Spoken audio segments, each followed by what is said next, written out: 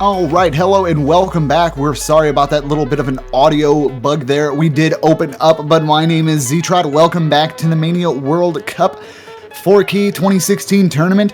I am joined with Connor and Slane today. They will be our commentators for this match, and the match that we are going to be going over is Poland versus France.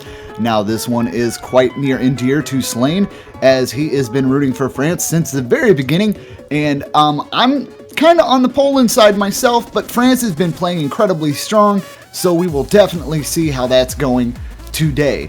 What are your guys' thoughts? Baguette power! That's my thought for this match, people. Anyhow, yes, well, I am on the side of France, obviously, because I do have, chips in this game, so to say. But however, I do hope that Poland will give them as tough as a match that they can do. Yeah, and France is on the winning side at the moment, if I'm not mistaken, right? It might be the case, yes. I'm talking about winner's bracket. Oh yeah, it's winning bracket. Yeah, they did win their match yesterday, so they have a little bit of cushion when it comes to. They don't have to worry as much. I think Poland might have won theirs as well, though. So, is this a double winner bracket encounter? How can they be in different brackets? Yeah, indeed, they can't. Oh yeah, that's right. That's right. Silly Ztrot. My brain is everywhere, man. We had a rocky start. I do apologize. So this is even if we see a loss, here, we will not see elimination. Like our previous match, though, we definitely did see elimination. That was Malaysia versus Chile, and Malaysia was unfortunately not strong enough to stop Chile. Chile was trying to take it to a tiebreaker, but they managed to get the extra points they needed at the end. Chile being king of tiebreakers here. No, I'm not intoxicated, good sir. I just woke up literally a few minutes before we started. I went ahead and took another nap because waking up at 6:30 is hard to do. Yeah, I've noticed. so. But I would like to see a tiebreaker in this match because the tiebreaker has not yet been played at all. So that would be awesome. Yeah, we didn't even get close so far. We've seen 2 win by defaults today, unfortunately, and then our first match, which was Canada versus Australia, we did see Canada take a victory there. 5-3. Yeah. So the match. Yeah. So outside of that, this might be a potential tiebreaker situation, but we will not know till we start seeing these maps played. I think overall the France team has the advantage in this matchup. And the loser of this match will go against Chile in the losers bracket. Yeah, which is not a place I would like to be in, personally.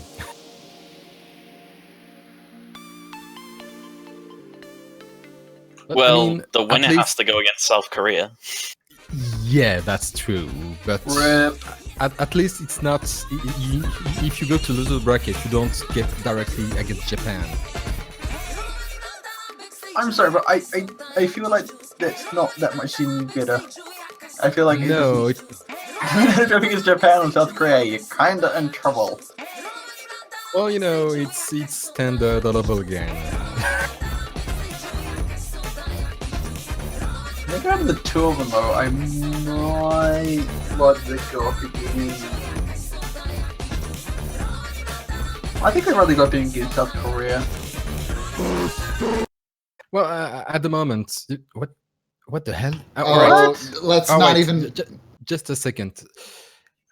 I know that we ask people, especially Halogen, to put background to their songs, but this might be too much. Oh gosh. That's not any. That's just like a random background, right? That's not a specific person, is it? That just decided to take a shot in the shower. I have no idea. I don't really want to know. I sure hope that it's just a random background. You can never really tell with a map that's made by one of the Polish team members. Well, it is Poland's warm-up, and apparently, Underjoy did give them and did map them something special for them to sight read in this warm-up. Yeah, Twitch So- chat, I don't know if that's actually me. I'd be really surprised. There's a lot of things I would not know about myself if that was the case. Wait, what? Twitch I chat. think we're getting a little bit off. Yeah.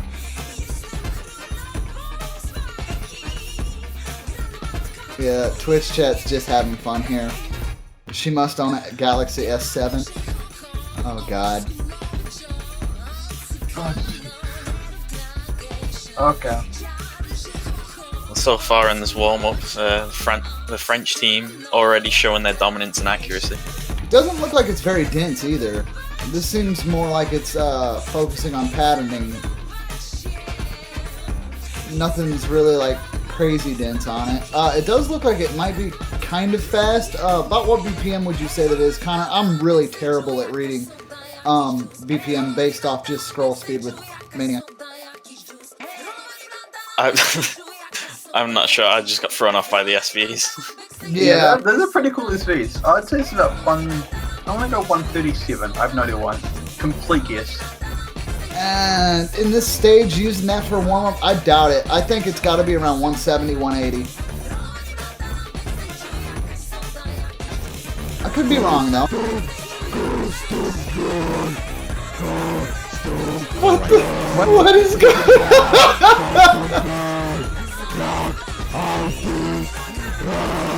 This is indeed working on patterning, and how awful you can make it Yeah, it just literally went from being an okay map to just... to that. You drop? Yeah, 130. it is 130. Oh, check out this awesome recorder solo, guys. Just tearing it up. I really hope the voice samples are from Underjoy. I believe This that's is wow. This is one of the stranger warm-up songs we've had. And there is a fail. And yeah, I believe that's one of the strangest. And we've been there, with the French redubs, strange Japanese anime songs. We've been there, and that is stranger than that. No, nothing beats that, dude. That was absolutely hilarious. Adrian is saying that the voice made him, scared. Scared him into missing. All right, and it looks like we're... This is a 4-key dump. And for those that might not be savvy to the terminology of a dump, is this thing's gonna be dense.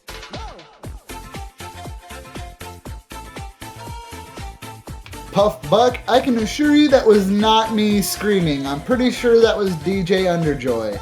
Yeah, I can confirm that was most assuredly the song that was causing all the strange noises. Definitely not us.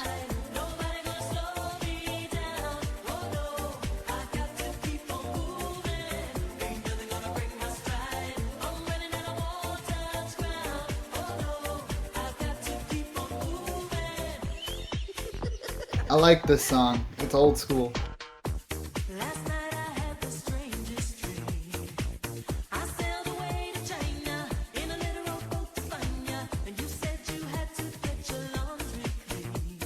Yeah, it did sound kind of familiar. I just wasn't sure what it was.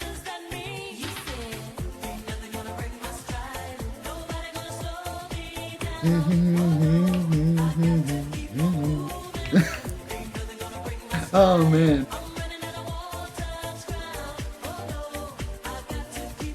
Hello, childhood. Welcome back.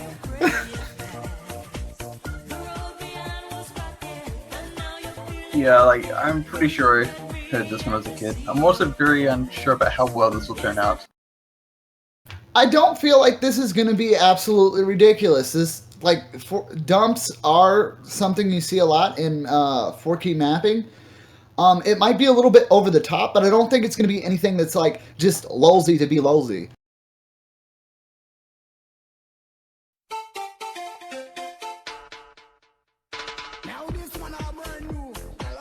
See, even though it is really heavily over map, it's not in a way where it's just like, haha, we're being silly. This is actually a type of difficulty you see a lot in Step Mania dumps. So, you know, this is a great way to practice, in my opinion, and it looks like France has really got head up on this, as they do have an early 20,000 point lead on these really dense sections. That just shows that the consistency and accuracy of France is really up there. Then again, you know, they could have also practiced on this.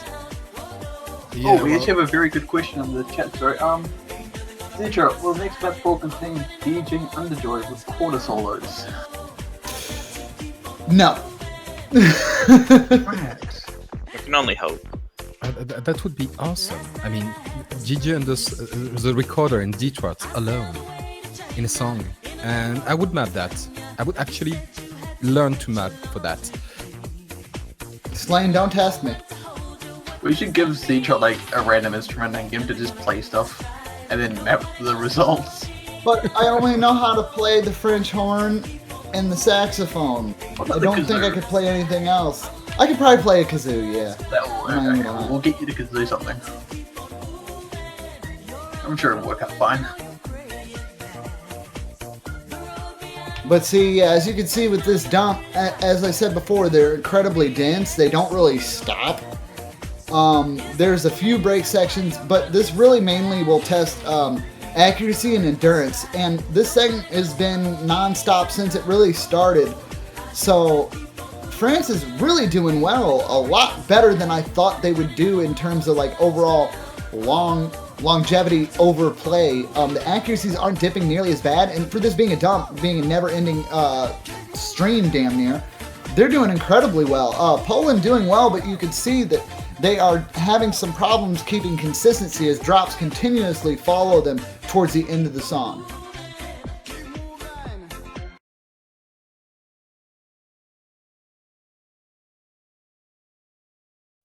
Look at Bimpino's accuracy, 99.96.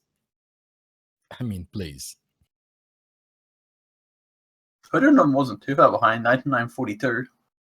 All right, and we begin the rolls, or the trolls, as Lim says it. It's time to roll! It's not time to troll. It's always time to troll. I have enough of that in the warm-ups. Now this one are brand new, alongside our bad boy called Thirsty. This one and our new house track. We want all the people that get up and move them body. Wine, I think we'll see some more really low rolls. right? Go. Yeah, I'm not gonna lie. This song is amazing. Oh, 80, Ooh. please. I think that counts as Oh! Wow! All right. Ouch. When you think you've seen the lower roll, then boom, you roll half of it.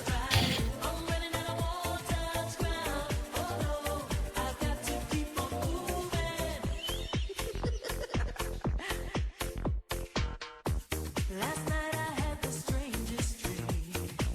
I sailed away to China in a little rowboat to find ya, and you said you All right, so we should be getting started in just a moment, folks. That being said, we have for Poland right now. It looks like the teams are kind of staying in. We are looking at the bands as well, but it looks like for Poland we'll have Tidek, Cytex, and Tidek, Citek, and Hodenalm, and for France we'll have Bumpino, Adrian, and Lim38. So it looks like that is going to be our lineup. We will let you know if we see any team swaps beforehand, but it seems like France is banning Le Fruit Defendu. While Poland is banning Palette. Ah, okay, so that means there are quite a few that are open. We also have, if I'm not mistaken, we have Hero open, don't we? It didn't get banned, did it? Ooh, interesting. But Palette Gamma got banned, and we also saw a ban from Fruit Defendu. I still feel like they're probably going to stay away from Foolish Hero. Also, no Rave 7 ban. Yeah, there is no Ray 7 ban. And it looks like we're going to start with Ekasama Game Life. Ikasama game, life game, yep. Game Life. Oh my god. Ikasama. What is wrong with me today? Oh no, I made the same mistake, don't worry. I feel like Foolish Hero is a likely pick from Poland because the majority of their team does tend to be stronger SV picks.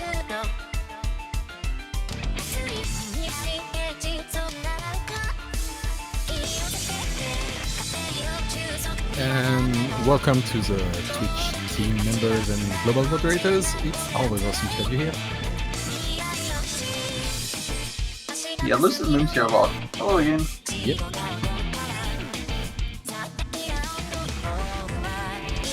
Man, my eye holes just aren't working today, Buck. I don't know why. Maybe you should give him a clean. Oh no, man. I woke up and my contact was literally like on the left side of my eye today. I was just chilling out.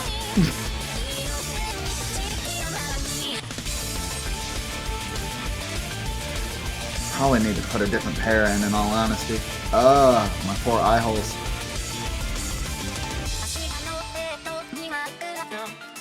Anyhow, while we wait. And oh wow, Octave actually saying good luck to the players. That's unusual. For him It's a to rare moment right there. You guys are so mean. It's like, yeah, he Yeah, says he good luck really is. every once in a while, but you're like, oh wait, he's saying it now? How does Never that- happens! What Never! does that mean? He skipped me on a warm-up. I wasn't man. ready and he forced it. Oh, man.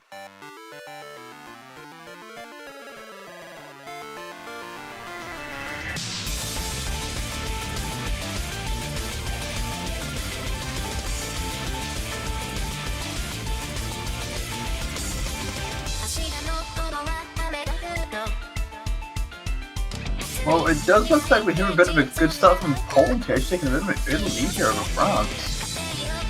This was the Polish trip, wasn't it? No, this was France. Yeah, this was Francis' pick. It Kind of seemed weird. like Hudaman was the only one who wasn't absolutely destroyed by the intro. Yeah, I think he's the only one holding full combat on it. Yeah. Almost everyone dropped below an S on the intro. Ouch. Yes, indeed, and that's actually that accuracy break. Oh, but we do have some twitching. Yeah, it does look like France might actually have taken the lead right here very quickly, but it is still anyone's game. But with CTEC dropping accuracy yet again, that is going to give France that early lead that they need. Their song is only a quarter way through, but it is looking good for Team France at this moment. Yes, indeed, and that is quite a long song too.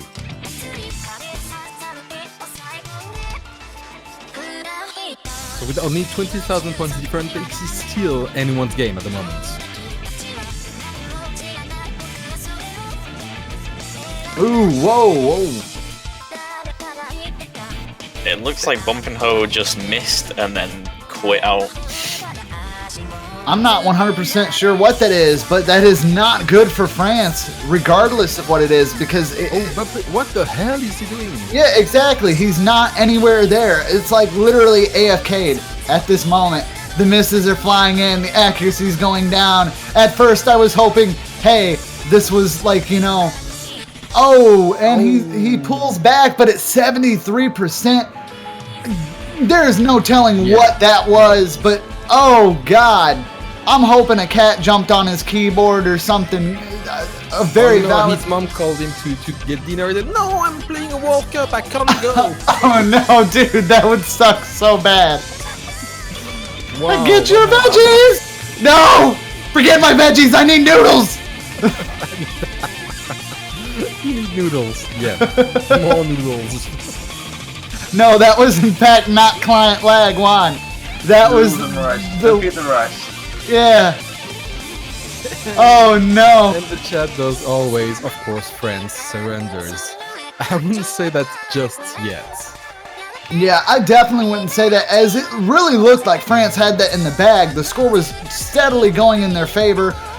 Adrian was playing incredibly well. Lim38 playing incredibly well. Bubino was playing very well as well. It's just, you know, when you miss like 70 notes in a row, I'm pretty sure there's no saving that. No.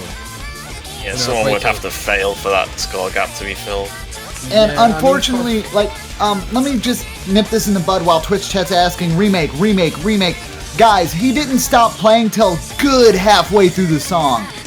And he did not disconnect in the slightest. That was human removal. He stopped pressing his keys.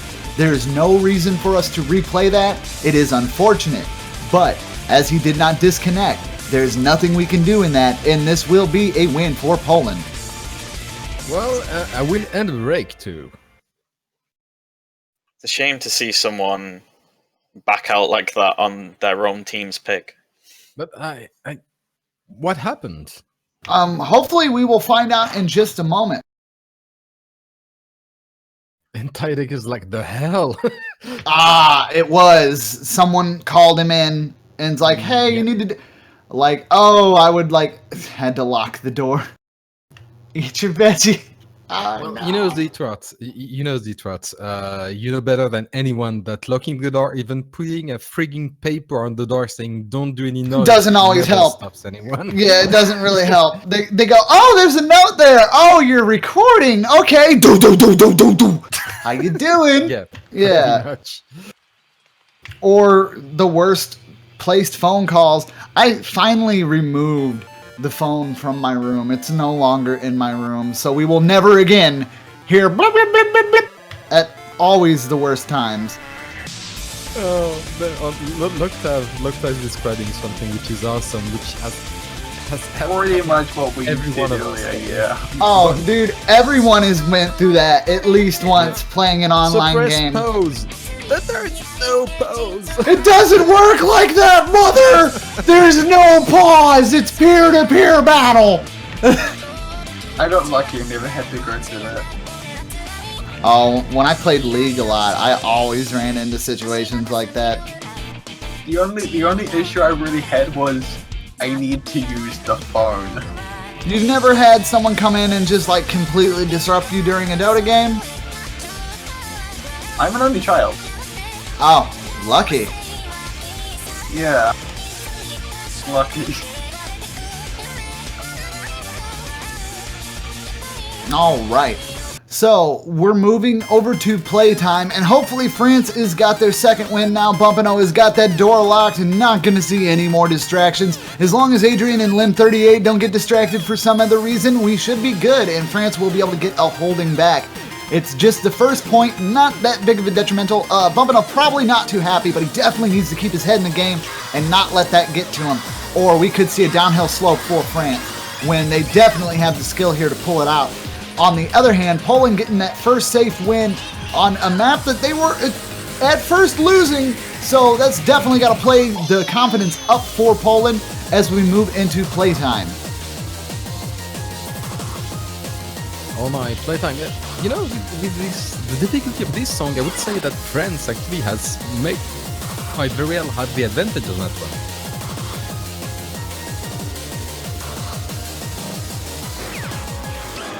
It rarely comes down to which team holds the better combo when it comes to the jacks in the later sections of the map. Also, it is confirmed that was DJ Underjoy. Oh, that was his recorder. Yeah. They say, is that your awesome voice? Underjoy replies with a maybe and then a funny face. That internet slang always knows that is a confirm. Oh yes, yeah, that's a confirm.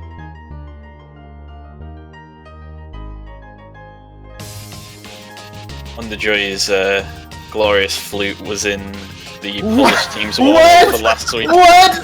Lactav, no! Just no! So, for the ones which are not looking, Loctave said, Underjoy, your voice made Oh Yeah. Yeah, we'll cut that off there. wait. Zitra pseudo pregnant in that wonderful Oh, God. Big Mouth song. You just had to go out there and put it like that. All right. Well, screw all that as we're getting into playtime. Hopefully France will be able to bring this back. That first point they lost is not something good to have happen. But hopefully we will have all that fixed. Come on, France. Give it your best. Ooh, early drop from Lim 38. Not a great way to start that. Ooh, a double drop from Lim 38. Ouch. But then again, it is only the beginning. He has only 200 combo deficits. Very true. So since we are capping about 400, it's not that difficult. That can be got back on accuracy-wise, especially since Bumpino is sporting a double S, Adrian a 9975, while Underjoy has a huge accuracy drop at the beginning. Yeah, and there comes the first miss from Underjoy there at these sections with the long notes. It's not going to be too bad, but it is going to be enough to possibly swing that over in France's favor, just like that. And we will also see followed up misses from C-Tech and Hoodanom. That is not going to be good for Poland. Underjoy also tanking under these long note sections, man. They're really dropping, really having problems. Adrian holding over 1,000 combo, just destroying this map with a 99.78%. Bump it out, accuracy is very high, bringing the combo back around. Lim 38 just passing the 400 combo threshold, not getting into the 600s, dropping, Adrian dropping. 3 drops. Oh, that's... But you know, if they had less than 50,000 points difference, oh, and he's dropping again. That might be enough, or perhaps not. Oh, but I see Tech X breaks again. Wow. Yeah, this is drop central, folks. It does look like the lead is given to France right now. It's roughly about 40, 50,000 points maybe, and climbing at this moment. So if Poland can't get their consistency together, this could be a very easy win for France. It was looking this way with the last match too, but now we should see an uninterrupted match going on here, and we will see Adrian and Lim 38 both receiving drops, shrinking that score deficit, but Underjoy and C-Tech both answering to that with negating any type of game they could have gotten. Wow, this one is very eventful. We're seeing lots of drops. Underjoy dropping again, not going to be good. C-Tech dropping again, not going to be good.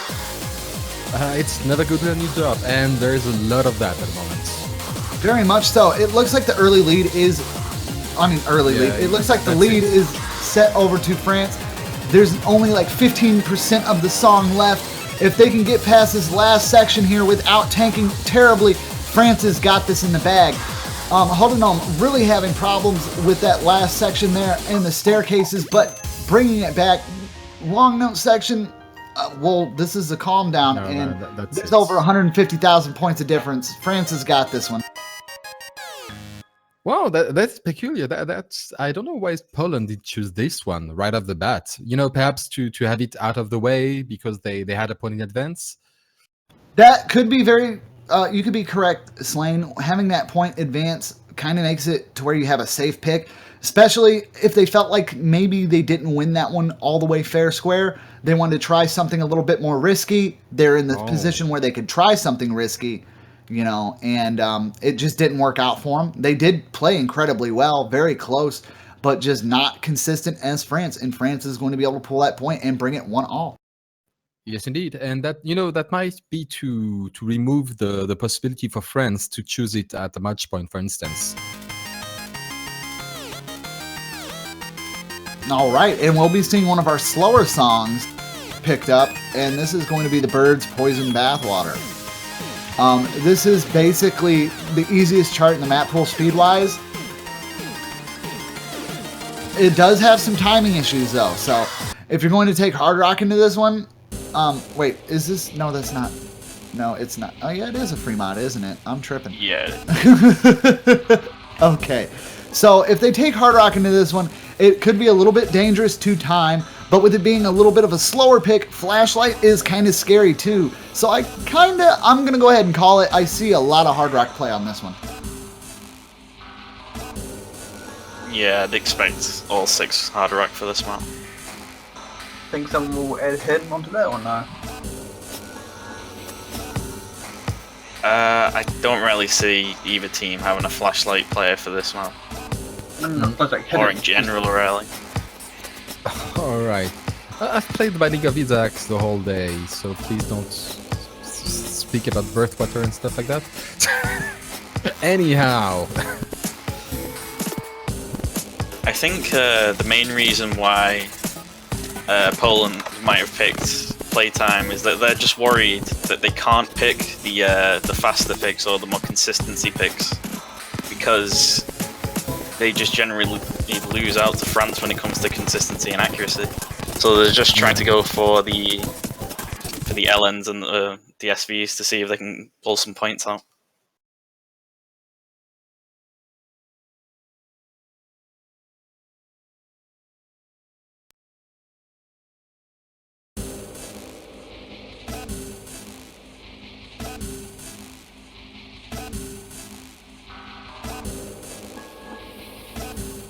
And as you predicted, there is no flashlight. That You is see a a- terrifying background though. It's a very Yes. weird accuracy drop from T-Deck at the very start. Yeah, I was going to mention that. Like, I mean, back to 98. Wow. I'm back up to 99 now, but that egg drop at the start is still gonna hurt a bit. Yeah, but it gives, 3 or 4,000 points advantage to France at the moment. It's not much, mind you. Any break in accuracy or break of combo might but change he- that, but At this point, that's not the problem. From perspective, up until recently, France still had all their double aces. yeah. Now only Adrian is holding his. Okay, no, never mind. No, he's not. He's gonna prove me wrong. Curse. Curse is real. Yes, indeed, and Sidek in 100 dots and Link 38 breaking at moment. Only Sidek, Adrian, and Bumpino are keeping that full combo.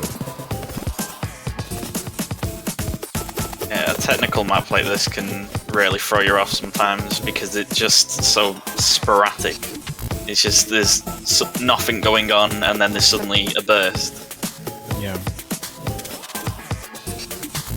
Yeah, pretty much. And Bumpino with a quite impressive 99.71 accuracy.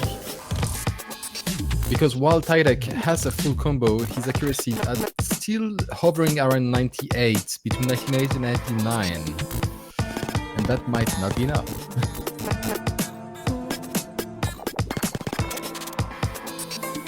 I was showing a repeat from the last map. It's 398s versus 399s. Yeah, and we know how that goes. It does look like France is actually holding quite a reasonable lead at the moment, though. Oh, yes, indeed. I mean, 120,000 is a comfortable lead. Especially when you near the end of the map. Yes, especially at the end of it. Yeah, there's very little left when it comes to the actual map now. Well, they could Nothing stop playing at the difficult. moment. I don't even think at this point, if Bumpino had to go and get a soda, they would have problems. Following you might fail. No, there's not even enough to fail. The end of this map is incredibly spaced out. Look, And fair's even with the harder. OD and oh yeah, you're right. It is Hard Rock, Connor. That would suck. You try to get up and be like, oh yeah, check this out. I ain't gonna touch it and still win. Ultimate BM, and then you fail because of Hard Rock. Be like, you lost. Wait, what? And Link 38, sorry for that miss. He's the only one who missed in this team.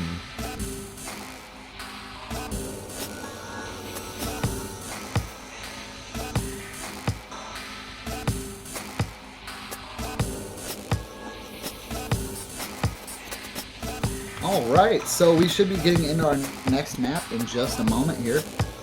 What do you think is going to be picked next? With it being Poland's pick, I'd imagine they'd pick another one of the LN maps. So maybe Chinese restaurant, or was that banned? think so. I don't think Chinese restaurant was banned. And we actually have Rave 7. And we Oh, also... they could pick Foolish Hero. Yeah, and Foolish Hero is still available as well. Oh, holy crap. No, get down. Alright. I'm sorry. When you said Rave 7, I thought they got picked, and I looked back at the screen and like massive hype, and I was like, oh, it hasn't been picked. Alright. I thought for sure, but no, it's Gypsy gets the kick.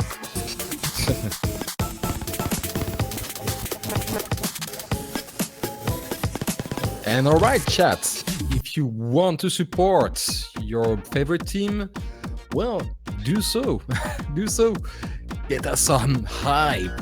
Either for Poland, either for France, but make it show. All right, yeah. So get that support out there, guys. Make sure to let it be heard. Like, we're not even worried about the spam at this point, man. Show the support for your team. Let me see that France. Let me see that Poland. Get it up there loud and get it proud. Or if you don't like spamming, just go buy a banner instead. Yeah. If spamming is not your thing and you want to show your support another way, you can pick up the lovely banners, as Connor mentioned. Those are in the O store, and remember, all proceeds do go to the prize pool for our contestants. So, and if you happen to pick the team that wins, regardless, you will keep that support banner a little bit longer. That being said, you should still show the support to who you want to see win, and not so much the United States, who's guaranteed to win. You mean South Korea? Now he means the US. Nah, it means UK, to be honest. No, he means France. Anyhow, with that, we do see some flickering. Apparently Poland has these very, very slight advantage, but for how long? Since Tyler just missed, France take the advantage, but Adrian did miss as well, which means that the advantage that they have is anything but large. Yeah, it's literally back and forth at this moment. It does look like it gripped over to Poland there for a little bit, but with C-Tech seeing a drop, we might see France take it back, and it looks like in this denser section, France has took it back. It's going back and forth. Strange to see Poland pick a speed and consistency pick against France, but it's not going as badly for them as I'd expect.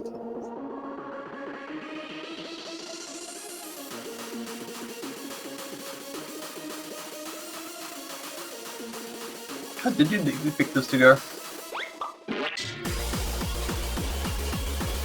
Did you expect this to be a lot more one-sided?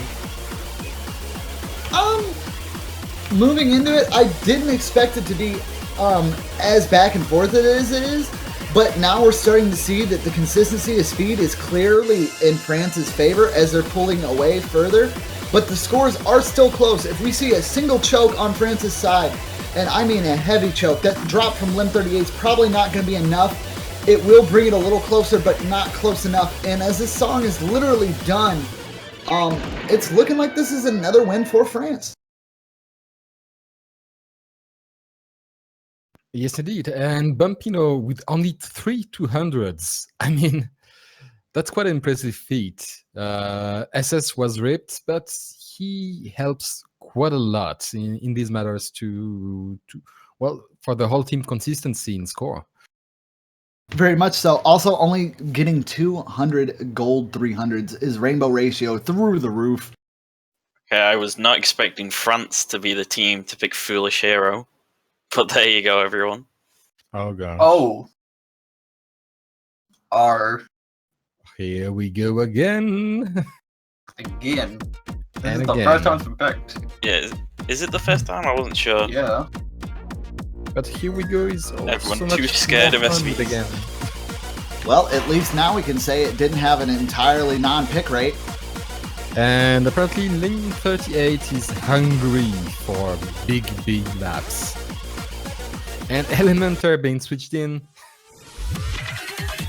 Let us see what will happen. This should be good. Oh, yes.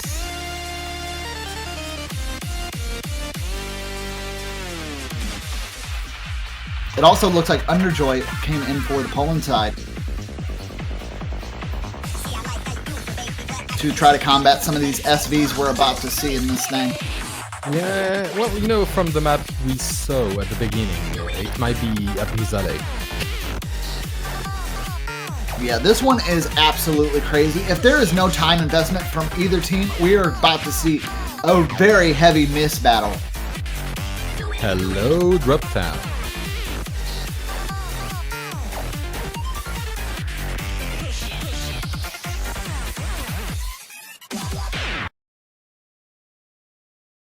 All right, and here we go.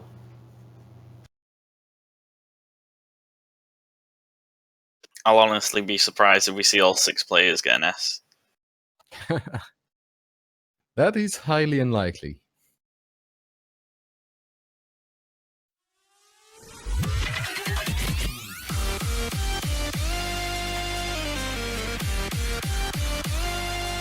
I have a feeling that if I could play this, I would have a lot of fun with this. The song is awesome.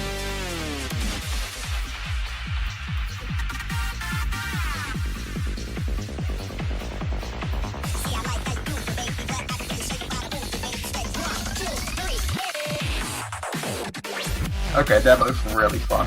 Yeah, you do see a little bit of accuracy tank there from C-Tex, and Underjoy does see a miss. It looks like everyone on France's side, you see a few accuracy tanks there, but everybody trying to stay above the 99%. Elementary's bringing himself back up, bumping out, slowly climbing back to that point.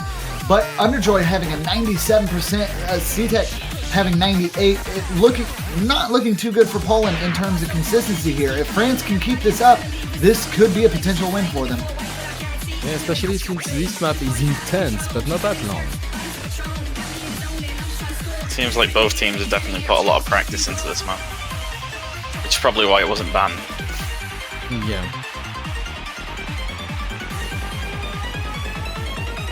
But Tidek with a 99.38 accuracy. Quite impressive. Was it not for Underjoy accuracy and Cytex accuracy tank and misses for the type of Underjoy, Poland would have actually the advantage here. They're not actually that far behind right now. Yes, indeed. And while France is very consistent in their game between one another, they are consistent at 98, around 98, 99%, which is, well, good, but not enough. Yep, and that is going to be a 4th point for France, bringing them to potential match point, folks. All they have to do is take one more victory, and they've got this. 6 East rank. 6 S's. Yes, indeed. And almost 6 FCs. Almost. Yeah. If we would have saw 6 FCs, that would have been incredible. France did see a full side of 0 misses. We do see 150 coming out of Elementaries, but not enough to really hurt them there. Yeah, he's forgiven. We will retain him for the next match. Okay, well now that that's been picked, the only things we did get picked are Raid 7, Ultimate Ascension, and Cheap Runs. And with that, Elementaire goes away, being replaced by Adrian.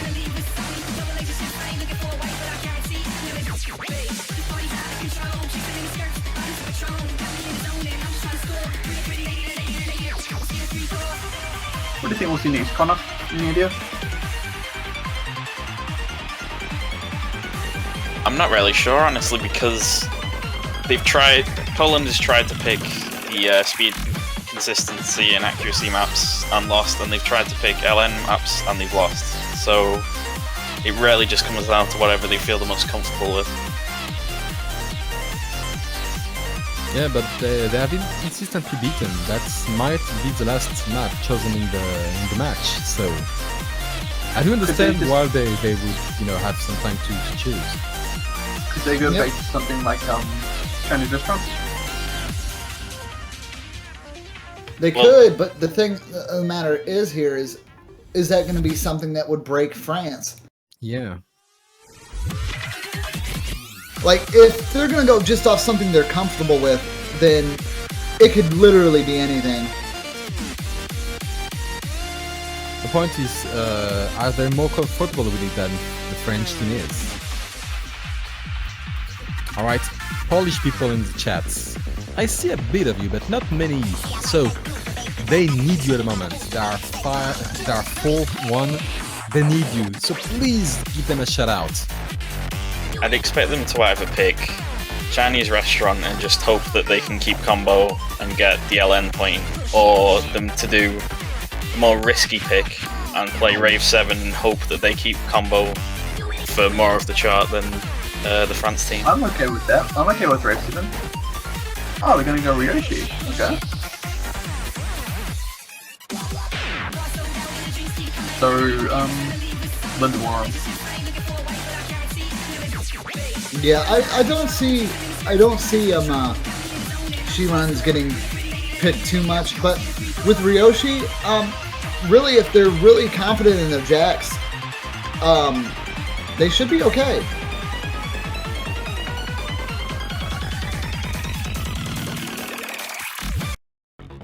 And apparently, yes, there is a debate in the... Oh, what?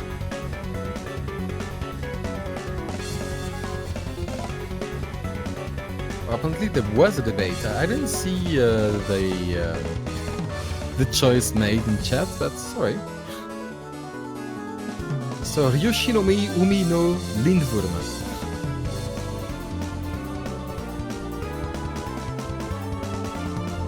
What the hell is that? So, what's up with this map, Connor?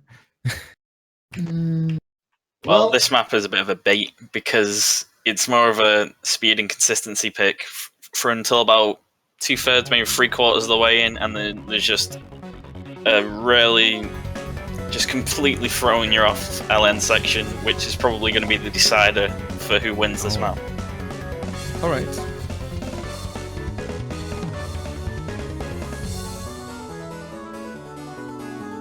And a very nice song too. Yeah, there's also some consecutive split jump trails that might be a potential possible problem for Poland, but only time will tell. We do see misses from Hodonom and Adrian at the same time. Scores are still incredibly close. Lim38 also seeing a miss, but Underjoy and Hodonom also dropping. Oh. Yeah. Hodonom dropping combo again and again. That is pretty bad. As France gets more and more advanced, like something like 40,000-50,000 points at the moment. While Hodonom and Underjoy are trying to reach back the max combo.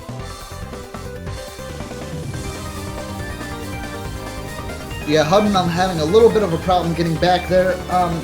Going to see that as long as he doesn't drop through the long nut section. Bumping out dropping, T-Dick dropping. Not going to be good for Poland, though. They can't really afford to get any drops here. They're already down by a pretty decent amount of points. They need to stay consistent. Yeah, there's not much of the map left at all now, so unless something drastic happens on the French team, this will be the final point for France. Yep.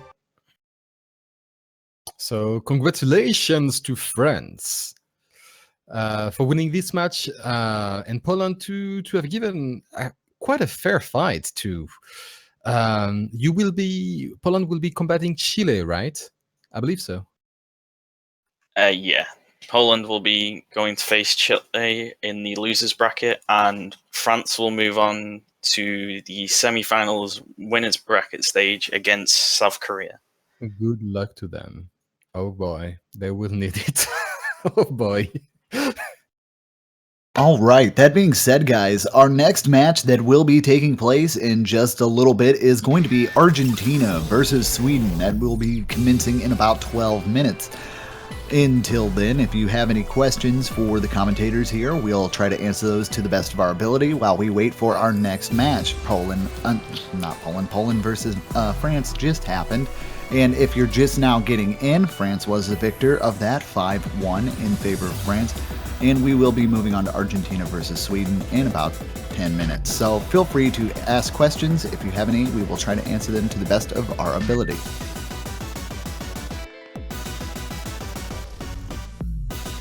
For the person who's just asked in chat, the France versus South Korea match will be next weekend. Yes. Yes, indeed. And we have the semifinals next weekend and the finals in the 2 next weekend after that.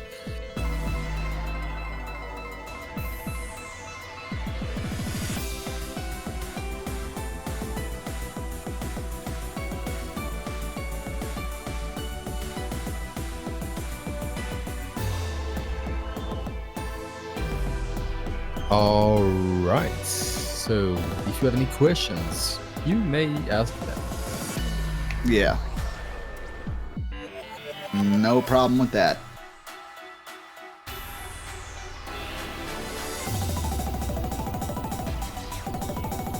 For those who were talking about the 5-0 scores, both South Korea versus Japan and Singapore versus Switzerland, yeah?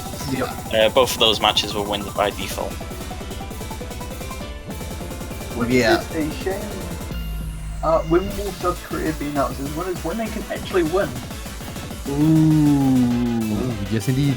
They're right out the challenge. And while they are, definite, how would I say, definite favorites in this tournament, last year, actually, the United States pulled a win, so you never know. Yeah, like, South Korea are definitely a good contender, don't get me wrong, but that doesn't necessarily mean that they're guaranteed to win. Yeah. And winning by default, for those asking, is basically that the other team didn't field enough players or other reason which makes another team forfeit the match, which means that the team which did not forfeit wins by default. It's okay, mate. Korea's not playing this weekend again. Their match will be next weekend. As for what day? Probably Saturday. Anything outside of that, we can't tell you because we don't know ourselves. Yeah. And Quasgare, I hope I pronounced it right, but I probably didn't. This is awesome, I didn't know these existed. Well, now you know. We do have tournaments for every mod, actually. Also Standard, Taiko, also Catch, and Mania 4-key and 7-key. So, we do have tournaments almost all the time. Wow, yeah, that's basically true.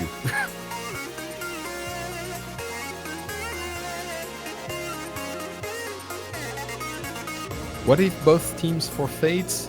Then the organizer is very, very sad. Yeah, the organizer is incredibly sad if both teams were to forfeit. I highly doubt we've ever seen that happen, though.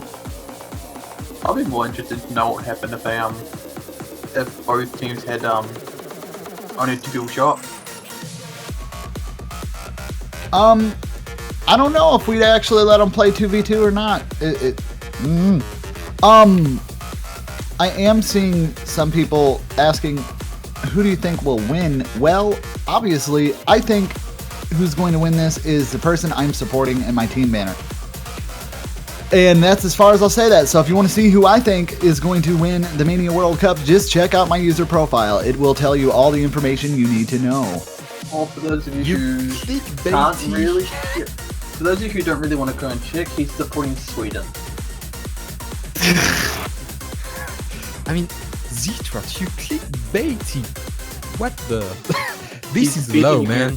No, what would be low is like creating a link that says, see my predictions by clicking here, and then just hiding my user profile as the here. That would be clickbaity. Oh yeah, that's true.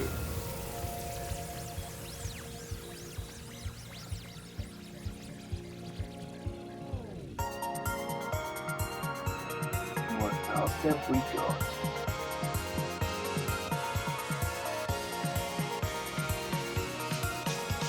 So how do Well, they I do can it? tell that. How do they play so well? Yeah, well, basically, it's a matter of time and in some cases of ability. Well, many of these players did play other rhythm games before, which were similar, and oftentimes have tens of thousands of plays of this one. So, if you want to get Oh. better, you better play. That's it. Yeah, I mean, a lot of these people probably came from like Mania, Beatmania. Which is 15 years old, right? Or today, by the way. Yeah. What else is this? Like DJ Max or Boo! Then he starts showing his pictures in there. Boo! Boo, I say. Monster Mania. You know exactly. You know how to boost it, Mania. You play with your RPs. Yeah, but listen, you know exactly why I don't like Stepmania, and I'm not going to go into detail on why I don't like it. I just don't like it anymore. Oh, you forgot? It's okay. It's okay. Bored enough to remember. It wasn't. It's just before OS and before my 120 something maps here, I put out a whole bunch of step charts for Stepmania under a different thing, and I tried to bring it to OS too, and it didn't happen. But I used to help with the Otaku Anime Dream Symbile Pack creation, and I got ripped off and discredited for a bunch of stuff that I did. So yeah, and I went into it anyways. No I hate way. you, deadbeat. You actually helped into that? I did Yeah. love that pack. Yeah. That's awesome. Anyway, Dream 1 through 3 I helped with, Slane. I didn't have anything to do after 1 through 3 because Jubo and a few of the other people that were putting charts in there were kind of dicks. So well, that's the past. yeah. And today, it is Argentina versus Sweden, and we don't have any players yet. Wait, We have what? a wand somewhere floating around.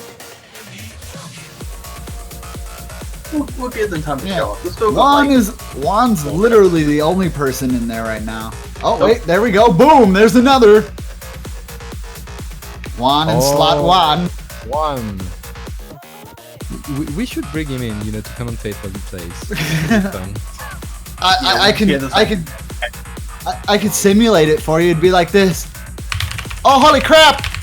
I'm winning! I'm winning! Oh no, I'm losing! No, I'm losing! It doesn't sound like you're playing us. No, I know. Like, But it sounds... Anyway. like I can't actually. I'm not gonna go open up. I'm not gonna go open a client. Actually play the map, and then try to hold my push to talk.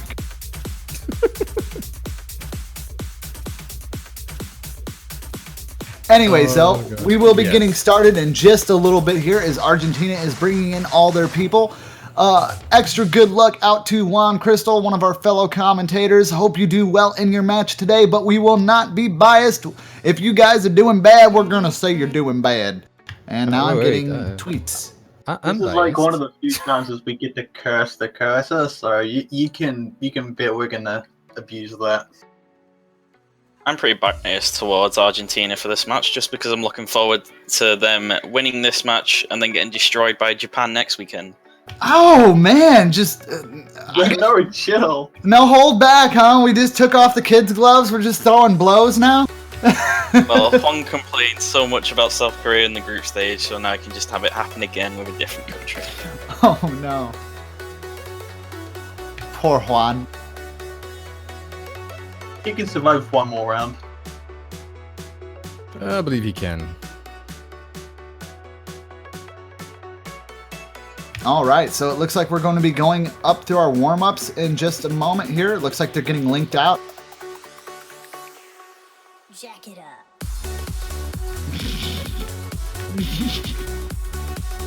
All right. Apparently, wait. Sweden is speaking clean. No, that's not how it works. This is banter in chat. I love it. You guys can't see it, but we can see it. Just Okay. all that everyone needs to know is hashtag halogen. Put BGs in your map. That's all you need to know. Have you guys And that- actually edited your signatures with that image yet? No, I need to go do that. I refuse to change mine, sir. Oh, by the way, I have to change. I had to make my signature for for the Osmania friends support. There's a lot of wow going on in the chat. Quality chat. Wow. Wow, Wow. those chat.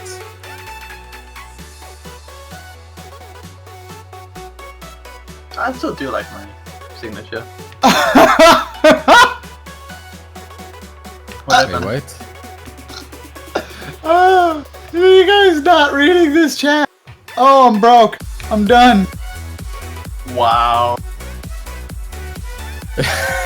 Wow. All I know Yes. is locked up, Alright. confused.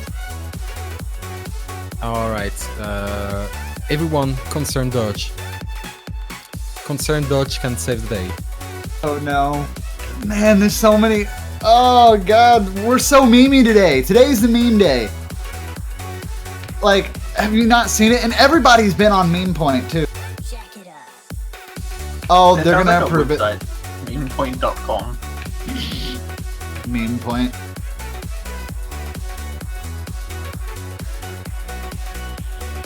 And so, concern dodge. Swarm the chats. One's asking if you'll win the role. Nope. What do you think, Twitch chat? Do you reckon we should let One Crystal win the role today? And Twitch chat, should we put the chat into emoticon only mode? Oh, No. oh, All I want to do is touch your PowerPoints. Oh no. No. oh. No, it was approved. That's why everybody was going, wow. You guys should have really read the chat more. Wow. Yeah, but they can't see what's we're saying. Oh, they'll see it now. Let's see it soon, yeah. Okay, I like this song. I like this song already. What was this Feast of the North Star thing? That was totally Fist in the North Star. Yes, it was. Looked up. Alright guys, you're Looked up, gonna, there's a you're gonna similar be post very that, and- confused by the song, but it is fun. Well, I guess it is, yes.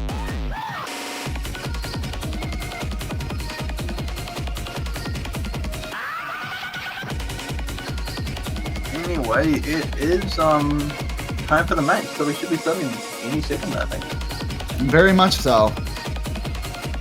I think everybody's just kind of giggling a little bit over that. We are actually only a minute over, so we can, you know.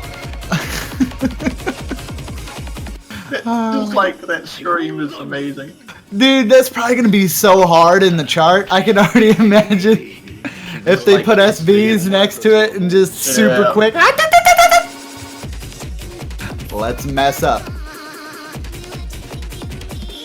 Lots I'm of, looking lots. forward to this. Yeah, Oh, here we go. go. Here we go.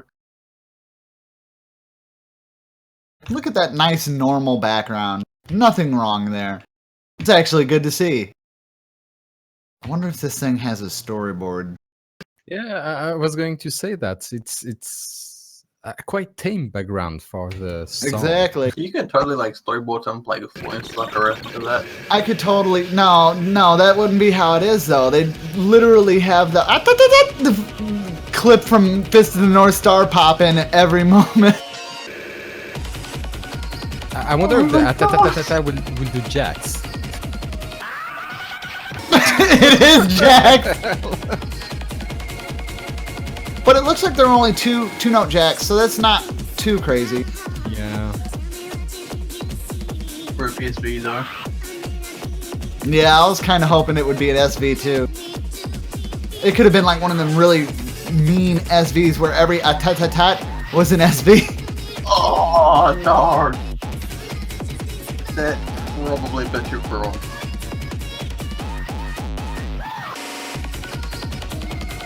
This actually seems pretty tame for as funny as the song is.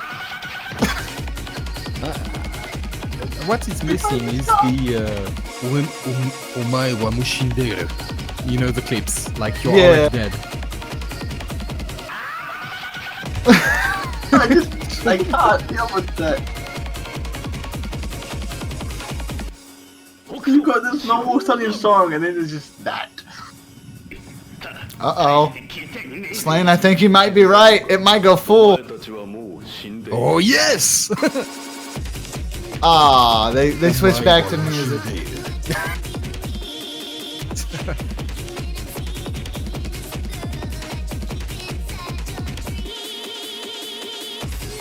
Who made this?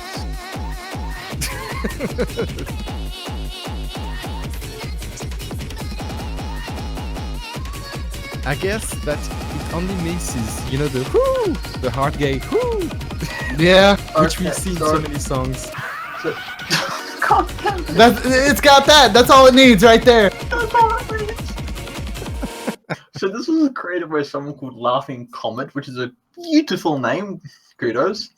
And it was actually updated really recently too. Not to mention, it actually is a pretty decent looking map. I mean, there wasn't anything really trolly on it. It looked like it. The parts that are intuitive were incredibly intuitive. It transitioned well. That was actually pretty fun. It's actually got a Yeah. full set as well. Easy, hard, normal, insane. I mean, just because you have a funny song doesn't mean that the map has to be bad. The YouTube Oh, no. proof and stuff like that really proved that point. Yeah, and I'm not saying that all of them are bad. It's just usually when we see warm ups for the World Cup stage and it's some kind of crazy, ridiculous song, it's not really Oh god, no. thought is Goodbye. put into the creation of the map. Oh, welcome back. This, Oh, Right. wow. of course, it'd be Juan that picks this. Of course. Cordial reminder to put cordial reminder to put the signature in your OS profile. I can already tell where this is going. Oh, yes. There's no background, is there? No, there isn't.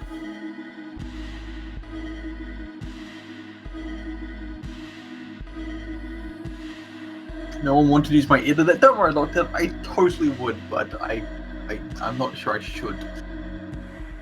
Yeah. The edit is probably not a good idea. I'll show you links in the MP room anyway.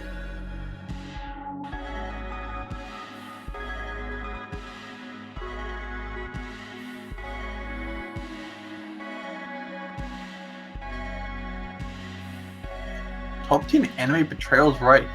Yeah, what? 2 players are on the wrong team. Ah, right. Oh, as usual. The traitors.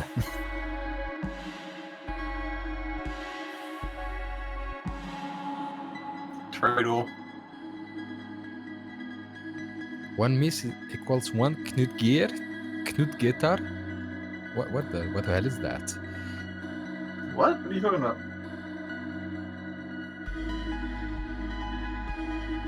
Oh, that. Who knows? Alright, chat. So if you want to support Sweden, please say it so. If you want to support Argentina, please shout out. I mean, both teams are more or less equally of more or less equal strength. They will need your help. They will need your support to continue. Oh god, that was lame at the end. It's okay. To continue. No, little baby. No, get away. Oh, that's horrible. I'm sorry. I have mini kittens don't all be over the place. Sorry. They see the big red light on the microphone and they're like just drawn to it. It's like I want to eat it. Pretty much. I know. When my cat was little, he Yeah. ruined more or less 600 to 700 euros of various sound equipment. Yeah, they Ouch. Also, already. no background. Oh man, that is We also have unfortunate. flashlight and fade in. Fade It in. is a, it Oh, actually is God. a halogen map. Who would use fade in? That's crazy. This DJ. This Yeah, is it's like- actually a halogen map. Oh, I already knew. There's no background. Every map with no background is automatically a halogen map.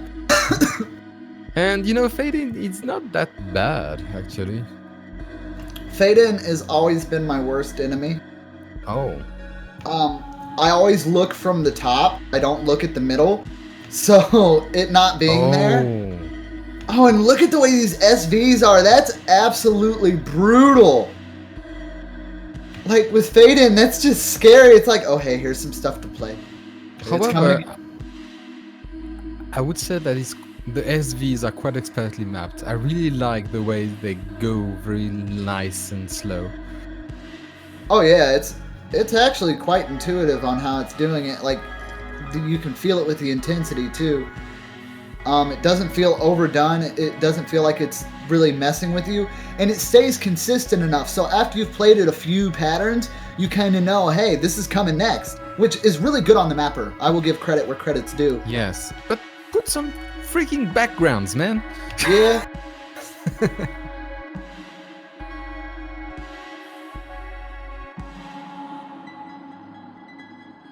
Yeah, those LN releases always get people, especially when they haven't played this map before. All 4 in the quad LNs Well, have a slowdown right before the release.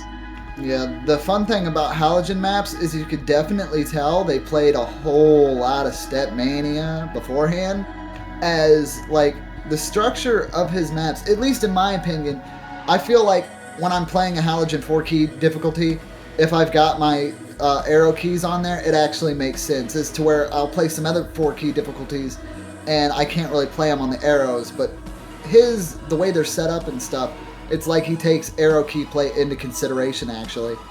Yeah, that's pretty nice actually. Even though most people play dual-handed anymore. Yeah, and I'm still, in the process of doing the transition to dual hand from arrow play.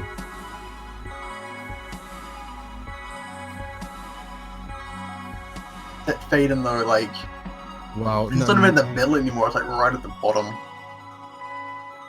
Yeah, that's scary. Where's the SV when you need them? Nice relaxing warm-up though, nice way to chill out. Although I don't know if that's actually something you want to do with how fast these next picks are going to be.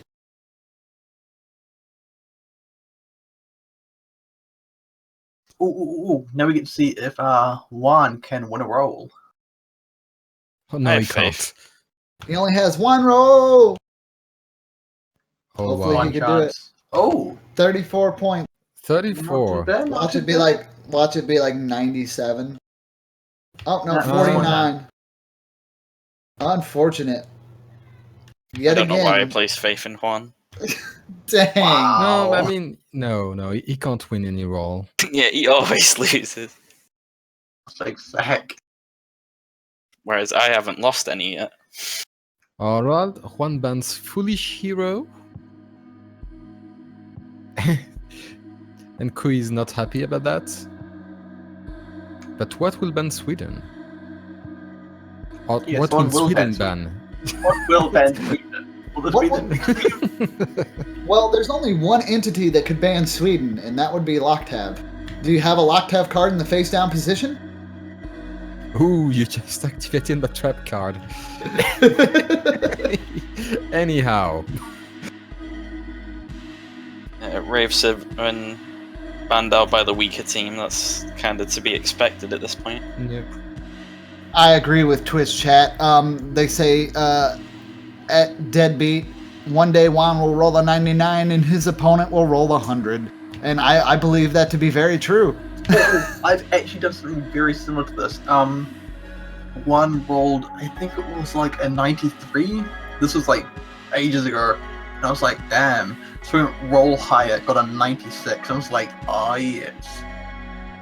And then Odo came along and rolled a 100. I'm like, oh. Oh, Okay. do you have a Chinese restaurant? But no. It's not Juan's place to choose. Of course he lost.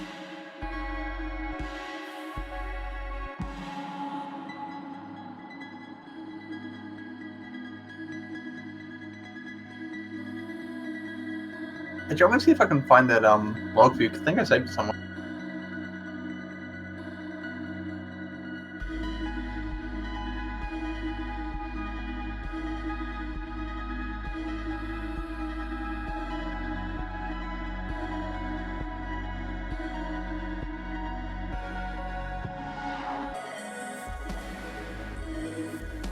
All right, so we're just waiting here. Do do do do do. Ow! Sorry, my feet are being attacked. All right, it looks like Gypsy is going to be their pick.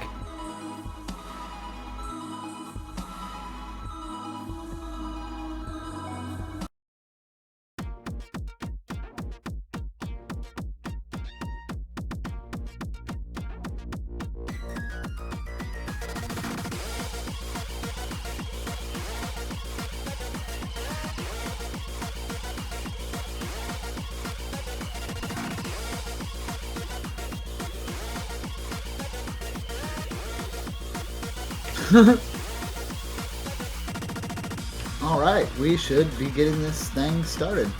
Like the one time I see one get a high roll, and I get a 91.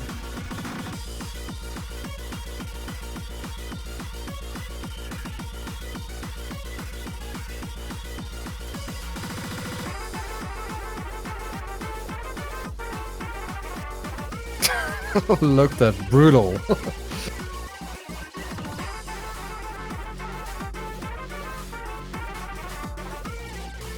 I'd expect Sweden to pick as many SV related maps as possible after hearing that Fisk hasn't played this map. Just hope that he hasn't practiced any of the map pool. Then you can just like blind FC everything.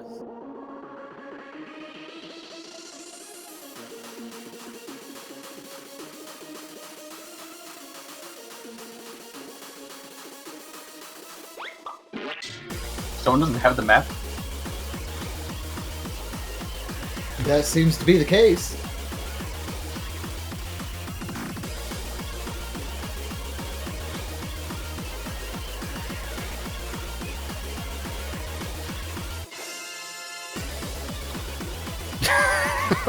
What? When players do not have the oh gosh, what the hell? Apparently, he does have it. It's just glitched. It seems Alright. interesting. So What? they're gonna swap. No, okay, they're gonna swap Fisk out for Fisk. Alright, that isn't a good start. Or not. Oh, he was glitched, alright. Well, you know, if you play into a World Cup, please, please, please don't load the map back before, and if possible, play it beforehand.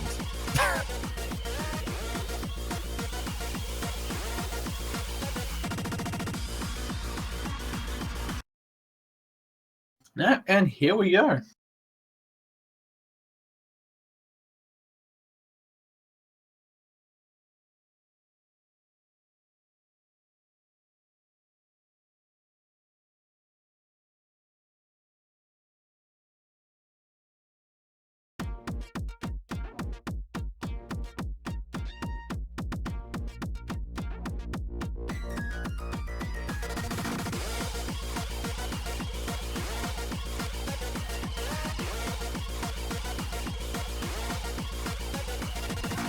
This is looking to be a pretty close start. Score seems to be floating quite a bit, though. It does seem to be in the... Okay, so it looks like it's in the favor of Argentina now, actually, but it does look like Sweden had the advantage early on. But we are going to see misses coming up from Bento and... Coil? Is that correct? Coil? I think so. Yeah, I'm gonna go Coil. So Coil and Bento both missing off early on. Coil missing again, along with one crystal, actually. Although I don't think that will make too much of a difference. I mean, Vento has been struggling a little bit, dropping down to 98.78%, and Argentina is still going pretty strong. Fisk with a 99.34, and Lucas with a 99.28.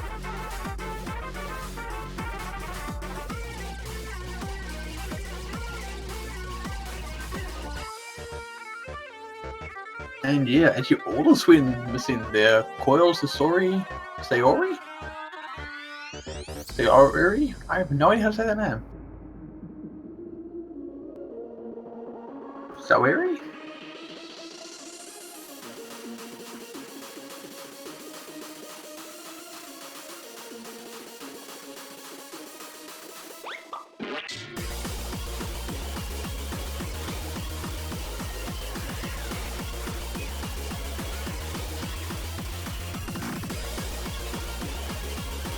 And yes, it does look like Argentina are going to be taking this if they can just keep this up. They do seem to have a pretty good lead edge. I'm not sure if that's quite 200,000, but it must be pretty close. Yeah, pretty much. Argentina has more or less it in the bag, I would say. Isn't it? And that's really nice that Fisk wasn't, switched out, since he actually pulled out one miss, 99.60% accuracy play. Well, it seems like Argentina definitely have the speed and accuracy advantage. And actually, quite importantly, it is a break too. So Sweden will have to work twice as hard to get that point of advance back.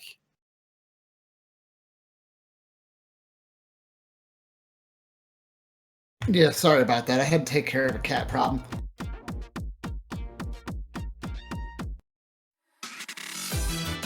Anyways, we are good here, and it looks like the next map we will be going over is Chinese restaurant.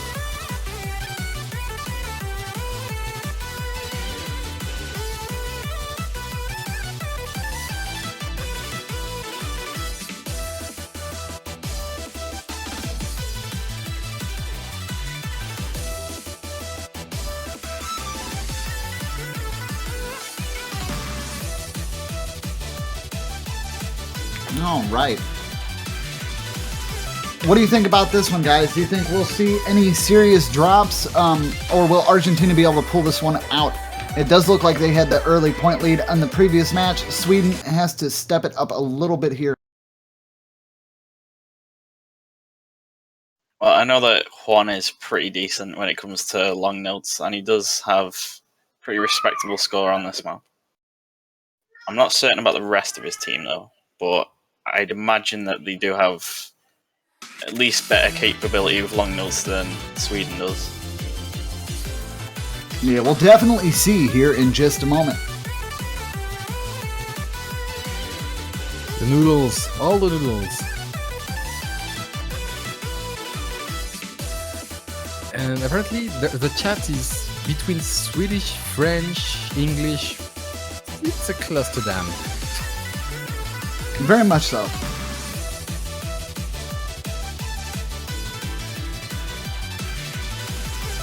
And while the chat is amused, Argentina has, well, more than a slight, about 20 to 25,000 advantage points against Sweden at the moment. Well, it is kind of to be expected, since they are the higher ranked team, and well, it is their choice. They choose these long notes perhaps to try to trip Sweden, and in the case of Cole, that indeed did work. He's sporting a 500 combo with 97% accuracy, which is far below than the rest of his players. Vento breaking as well. Cole seeing a drop as well. Ow! And that's so bad. Yeah, that's not looking great as the score will continue. Disc will see a drop as well as Luca, but I don't think that's going to be enough to slow it down. Lucas sees another drop, but Cole and Vento also drop alongside. Juan holding incredibly strong. Fisk seeing a miss, but there's lots of misses coming from Cole and Vento damn near at the same time. Sayori is holding pretty decently, but it's not going to be decent enough to do anything. Oh, it's Sayori. Okay. Well, based I on that tripped up on it performance, I can see Argentina just sticking to the LN picks. Yeah. I do think that they would win on the consistency and accuracy picks, but I think it's just safer for them to go for the LN picks, as the Swedish team is definitely not quite on the same level as them, or at least their third player.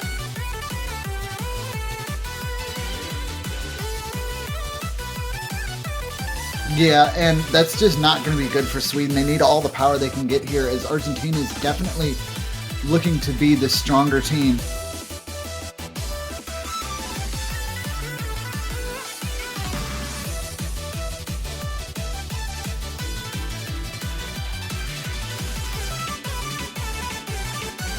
So yeah, this is going to be Sweden's pick. So what do you think we will see coming out next?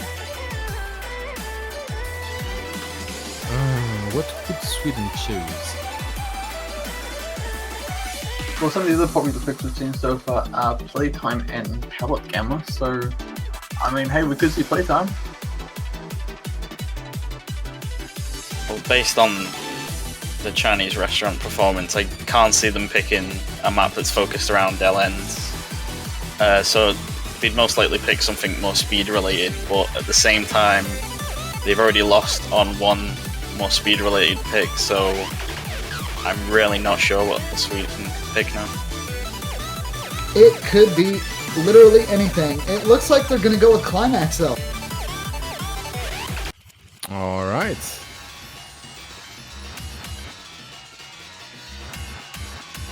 The Property Climax is probably one of the better options in the pool, as it is one of the easier maps that isn't banned, at least, to miss on and drop combo throughout. And the trill at the end is really awkward to time. Like, if you mistime the start of it, you could get 200s or possibly 100s or 50s throughout the whole thing. Yeah.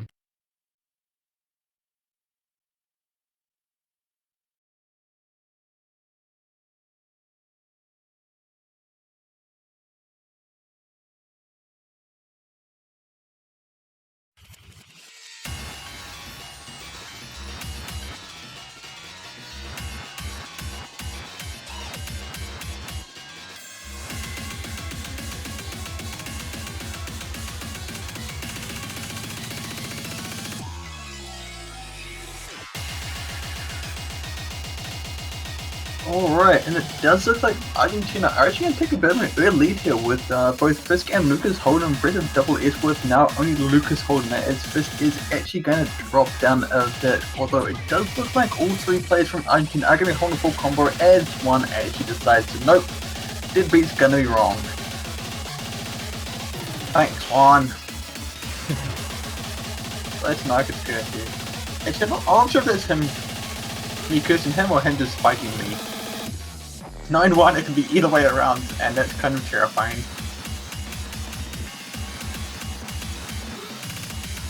Over on the Swedish side though, it does look like Seori and Coil are maintaining the decent combo with Seori actually breaking, so Coil the only one to hold any sort of combo. Despite one dropping multiple times, that triple 99% accuracy is just keeping them ahead. Yeah.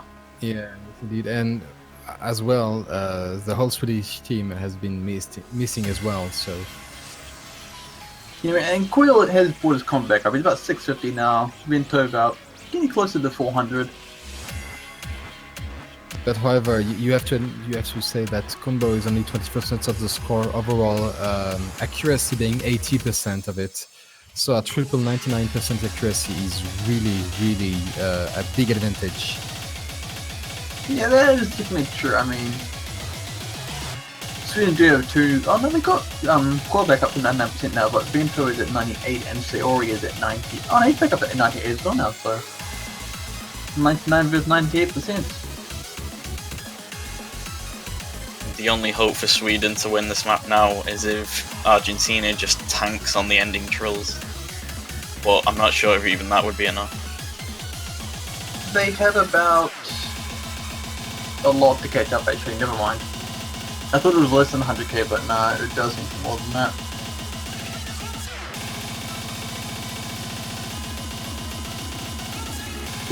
Okay, I was going to say, it doesn't seem like Sweden's actually tanking accuracy that much, but that kind of just destroyed Sweden's. Yeah, Vento was very close to failing. Yeah, he dropped like at least an entire percent there. Same with Seori. Yeah, but pretty much why would Sweden try to take this? They had so much trouble going through it. Well, I think the problem is that they don't really have any picks that are going to be comfortable for them against Argentina. So they've just tried to out combo them, I guess. But obviously, it hasn't gone well for them. Yep, and that put me into the situation of asking, well, can Sweden do anything at that point? What can they choose? What are the choices to try to turn that around? And while Argentina chooses Ultimate Ascension.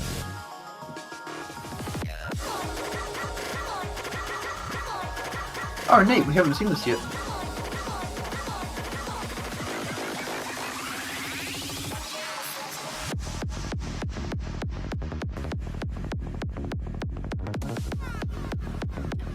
The thing is for the Sweden team is that the entire map pool, it's either going to be down to speed and consistency, accuracy, LN ability, or LN and SV ability, and they've lost on the accuracy maps, they've lost on the consistency maps, and they've lost on the LN maps, so I'm really not sure what they can pick after this.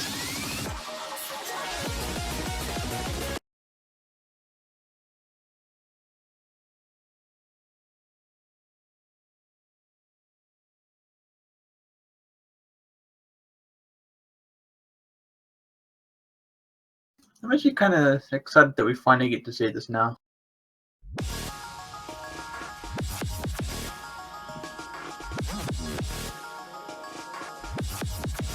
All right, so we get to see Ultimate Ascension. Awesome. I didn't miss anything. Great.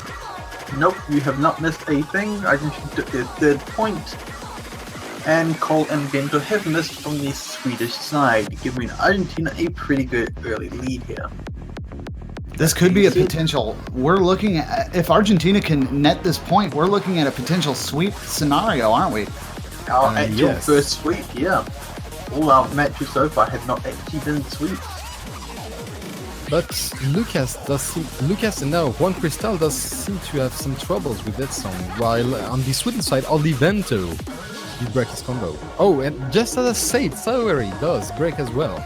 Yeah, but Zori's done at 97%, and Vento's nearly there as well. Yep. Well, I'm still holding a decent 99.5%, Lucas 99.3%, Fisk 99.76%, so the accuracy advantage is definitely in Argentina's favour at the moment. Yeah, Lucas actually seeing a miss there along with Vento to kind of negate that out. The score lead on Argentina's side is real. Yeah, almost 200,000 points already. Yeah. And as Vento breaks again, Saori is not. Well, they're not able to keep any max combo. It doesn't seem. The gap continues to break, and Lucas breaks as well, but it will need really a lot of breaks for Sweden to get that point.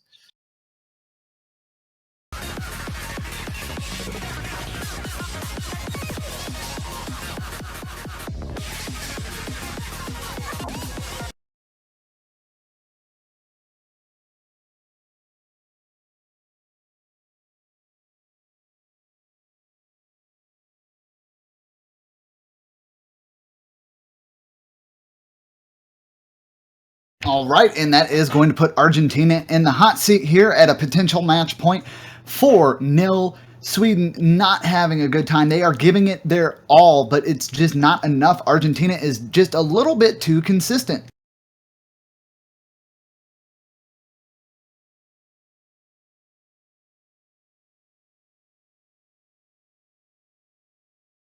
So this should be pretty interesting, and it looks like they're going to move straight into it without delay. Oh.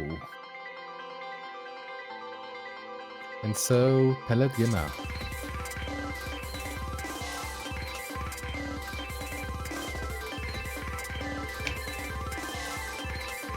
Do you think Sweden has a chance to get that one? Unless it's one full team of Hard Rock and then a team without, or a team full of Flashlight in Hard Rock, I can't see Sweden winning this. But there wasn't really much else left for them to pick in the map build. Oh, I see. It's like most of the remaining maps are either really long consistency picks or LN picks, and both of those types of picks would just be an instant loss for Sweden based on the rest of the map so far.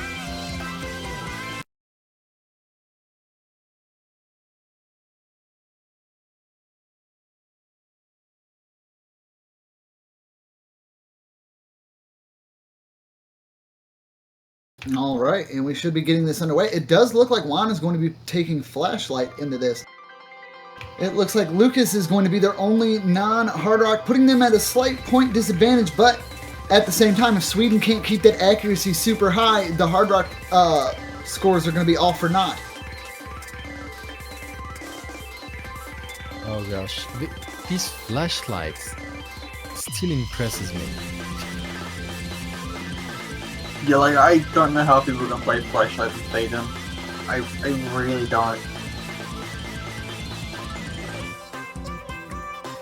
And Lucas, even if he's the one playing with that mod, is breaking the first on the Argentinian side.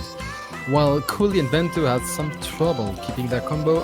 However, Saweri is at the moment at 97%, but a full combo.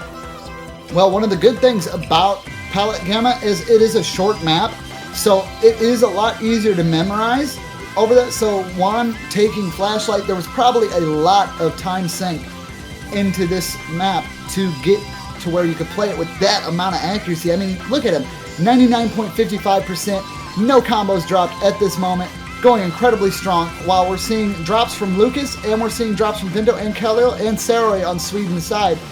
That is all she wrote. Argentina is going to take our first clean sweep of the quarterfinals. Vento actually only getting a mid-A on that map.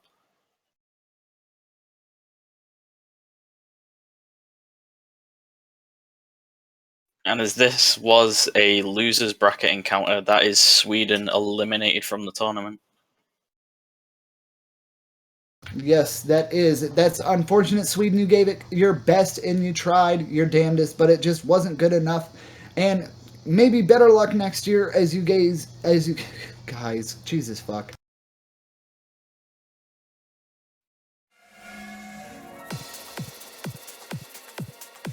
And yesterday, congratulations to Argentina. We'll see you, well, next week.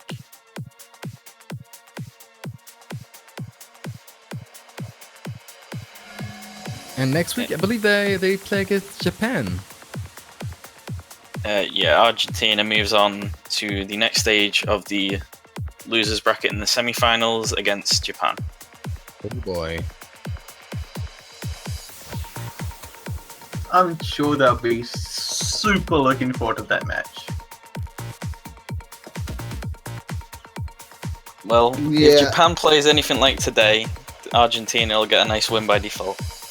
Oh, I'm seriously going to rip my cat's head off. No, you. No, not like seriously, but she keeps on like ripping my. Jesus. Oh, that's not a very nice thing to do to Jesus. No, she's back behind my computer and she's tearing everything up. Oh gosh, I know the feeling. I've had the same one.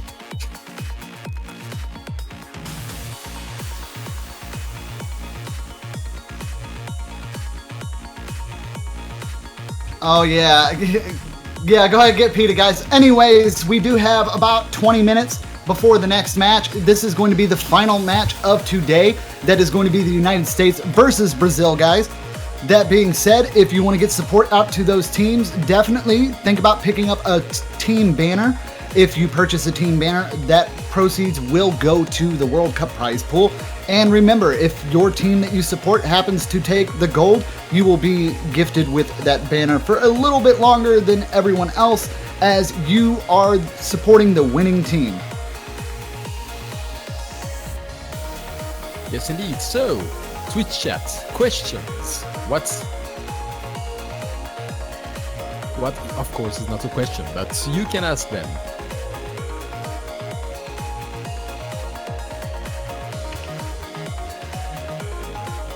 Didn't the selection previous tournament be? I think Japan lost me to lose the bracket because when she got there, it wasn't like that. I mean, maybe.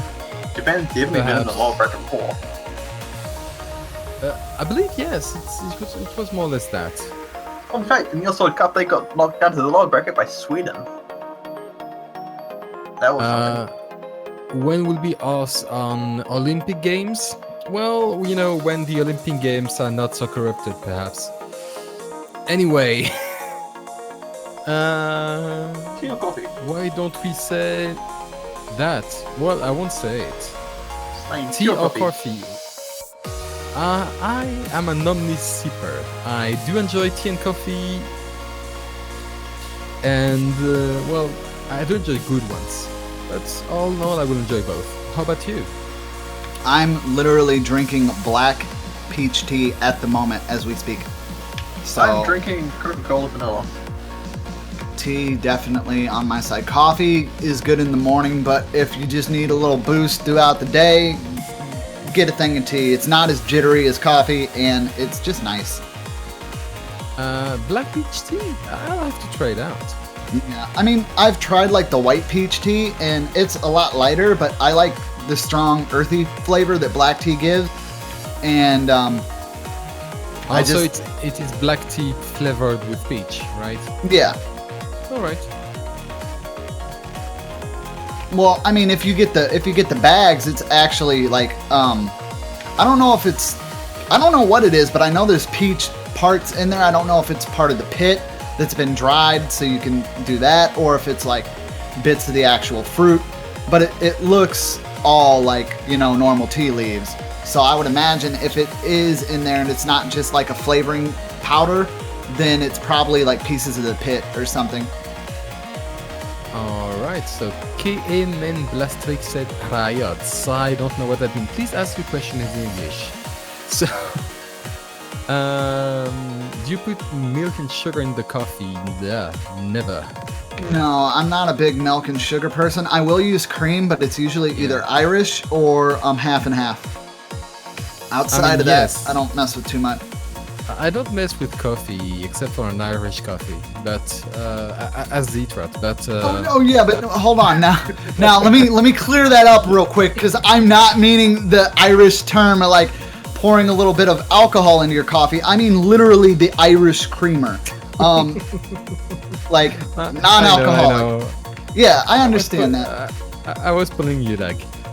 Yeah, I understand that, but Twitch, they'll be like, oh no wonder he's messing up so much. He's intoxicated off his coffee. Is this a celebrity interview? These questions? Well, I don't know. Well, Detroit is certainly much more of a celebrity than I am. But, Dude, don't even. I'm not a celebrity, although I did have a kind of pseudo-celebrity thing happen. I was telling Deadbeat about that, actually. I don't think we should repeat that though. Yeah. Wait, what? Oh, I wouldn't repeat all the mean stuff I said afterwards, no, but... Don't tell me. Oh. You're not supposed to say that. No. What? Anyways, I'll give a little TLDR on it. We're pulling through on questionnaire time. Anyways, no, I was with a friend and we're taking an Uber route for Pokemon Go, right? And it's kind of a carpool thing, so there was multiple people that we didn't know. And I was talking, minding my own business. Now, luckily, people that play Pokemon and phone games kind of, touch base on rhythm game.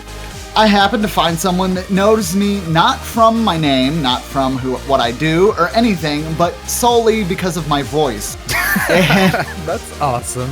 yeah, well, see, it would have been awesome, but for reasons I'm not going to go into, but later, Slane, we'll go over that. But anyways, yeah, I got called out for being that voice guy, and that kind of made me a little bit mad. Yeah, that YouTube guy. You do the YouTube stuff, don't you?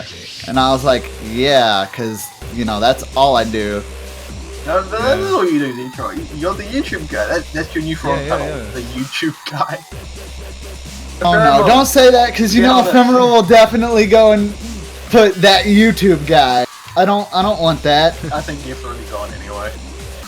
Yeah, Yeah. Spoken over the past hour and just nothing. Too late. Too late. That voice guy with the eye holes. What? You are strange, Twitch chat. You are strange. No, they're literally quoting me from last week. Because I said, don't take your eye holes anywhere. Keep them glued right to the OS Live. And Deadbeat's like, why did you call them eye holes? I'm like, they're holes and they have eyes in them. They're eye holes. Oh yeah, I was there. Oh gosh.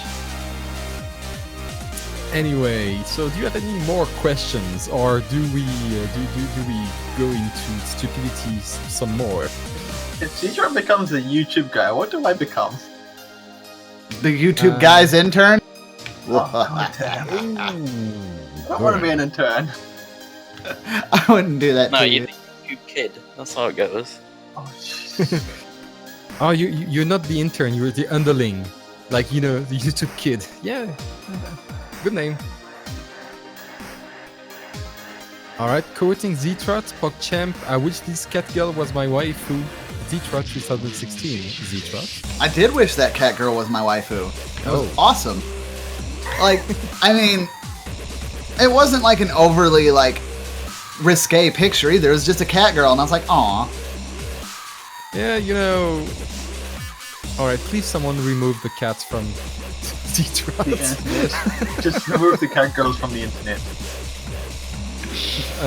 Anyway, are you otakus? Well, I did watch anime for quite some time, and I was really into it. But these days I really don't have much time for myself, so I try to only watch some things.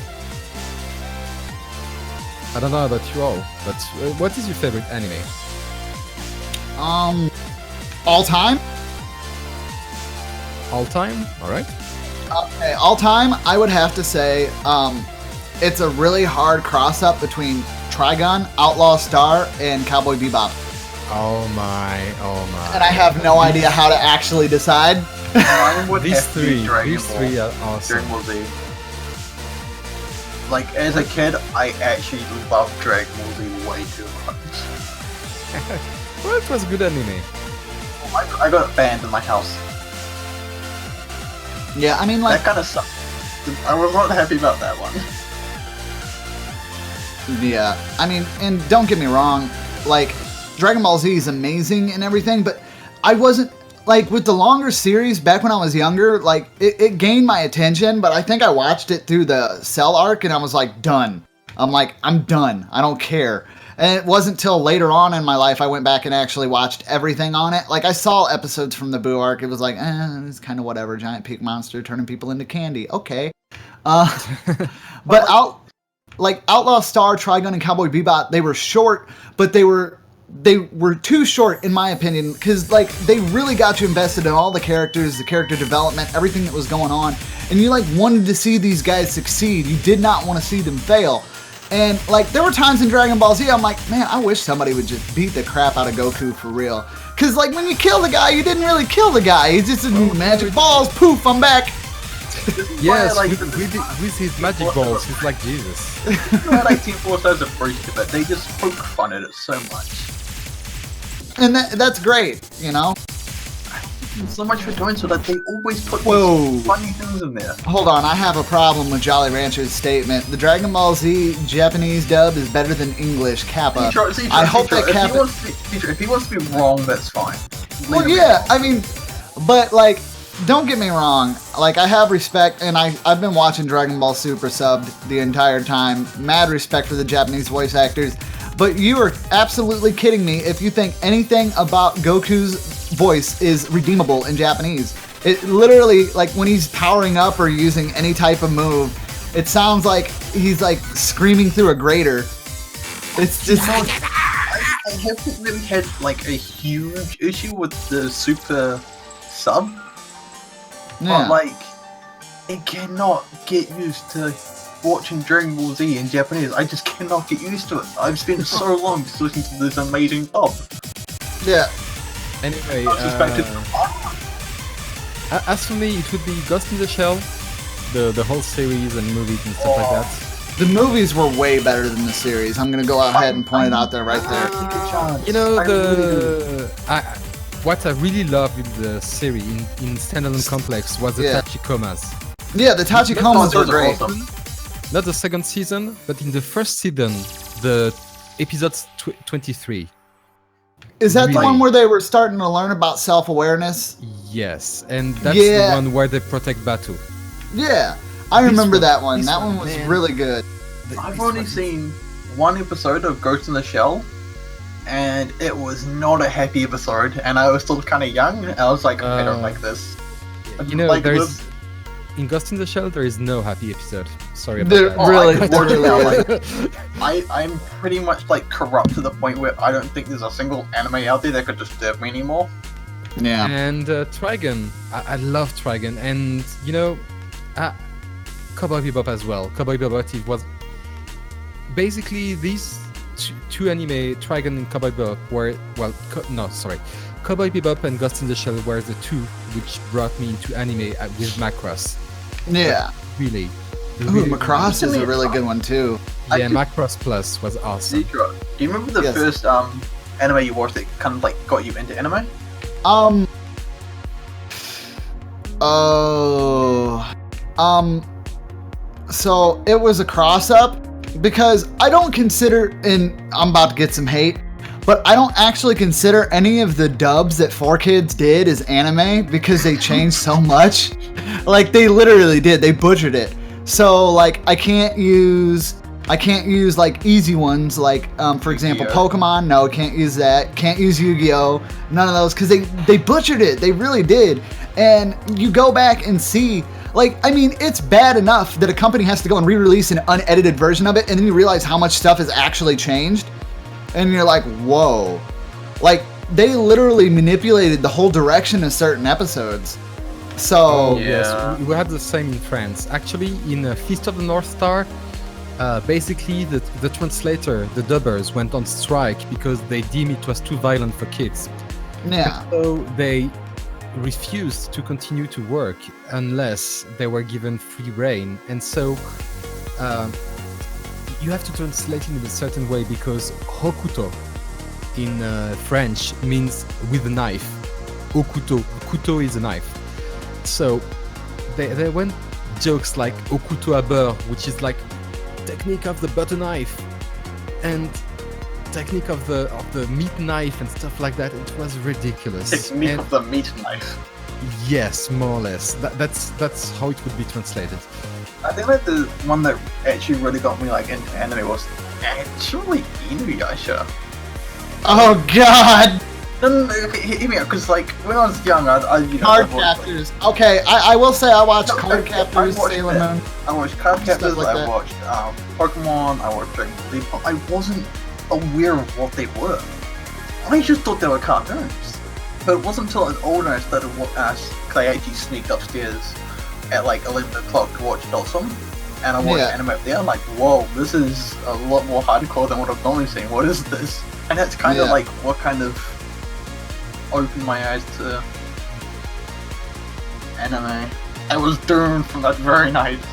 Back in 2003 and 2004, I went to my first anime conventions, and that's what really opened me up to anime because that was crazy wild for someone who had never been to a convention before, seeing all that stuff. And I was like, whoa, I want to get into that. And then they had like playing rooms, all these like really off the wall weird animes. And then I realized that anime conventions have a lot of fan service lovers. I guess that's what Oh, you boy. call the anime. I don't have a lot of them like potency, I guess, but like I got introduced and like I said, I went to this thing on a whim. Ichigo 100%, Himawari, I forgot about Ichigo 100%. yeah, Girls oh my Bravo, God, it's been so long. yeah, and all those got played right in front of me, and I'm like, I don't know if anime is cool or if it's just like stuff I'm not supposed to be watching yet. Oh, Zitra, I have a story, a YouTube video I need to show you later. I think you will love it. All right, that being said, guys, it's 5 minutes away. Just 5 more minutes till we get to the final match of the quarterfinals, guys. And this one is going to be an absolute amazement. We have the United States versus Brazil. Who's going to be able to win? Will the United States be able to keep their will they be able to keep their non-stop flow going, and are they going to be a potential winner for the cup, or will Brazil knock them down a peg and show them that they really have to work for this cup? You know what? If only to pester you, Z-Trot, I'll go for Brazil that time. No, that's totally fine. I want the US to win, I do, but I want them to win. I don't want them to just get it. I want them to work for it like they did last year. Because you can ask Deadbeat, I had pretty much given up on the US winning anything for the longest time. I'm just like, nope. This is kind of, I can confirm Like this. me for Like Zitra will always support the United States. Like, don't get me wrong. Doesn't matter what World Cup it is, he always hype. But it was also kind of like I really want them to win, but I know they're not going to. Yeah. And they win the Mania 4K World Cup, and Zitra like blows a basket. Like, he is super hyped. Well, of course. I mean, they've been working for it for so long. And then they win the Oswald Cup, and Zitra's probably dead. Oh, I was super dead. The fact that we won 2 World Cups out of the 4 is absolutely astounding. 5 was and awesome. back to back. Yeah. I wish that will happen with friends some year.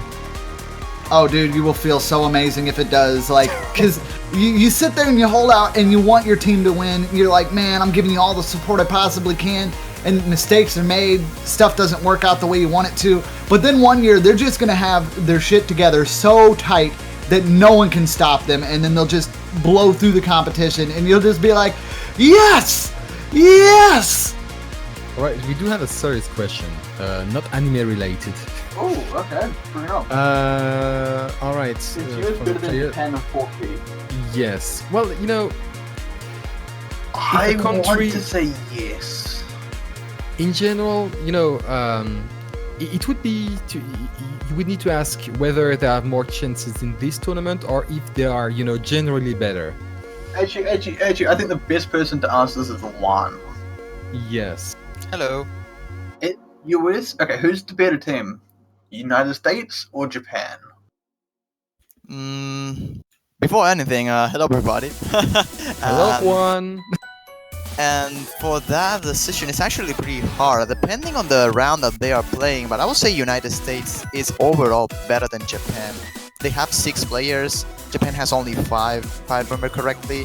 That's already a big deal in favor of the United States. And when it comes to endgame stuff, I think the US has a little bit of an advantage.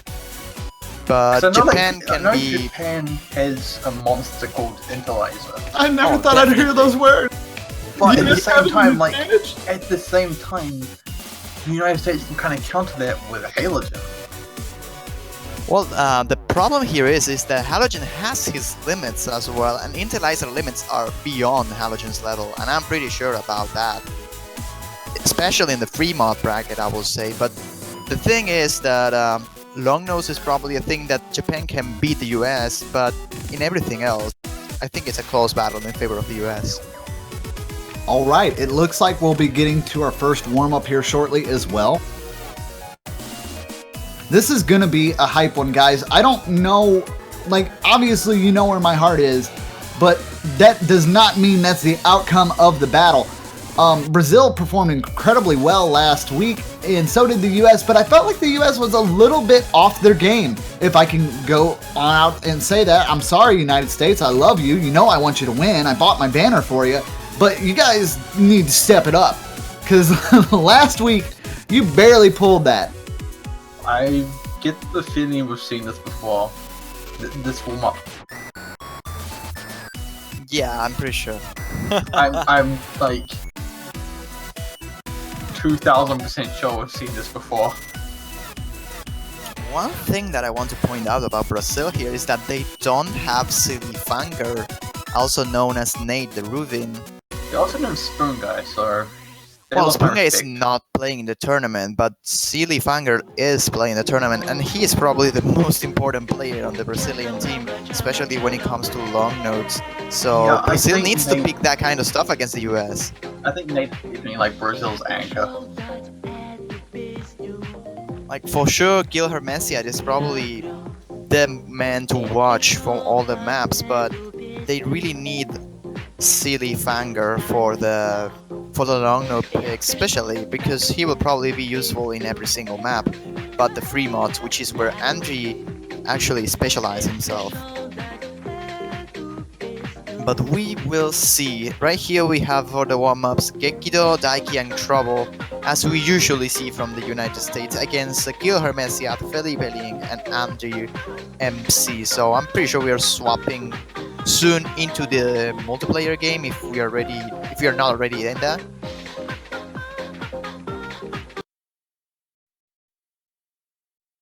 And This has a background.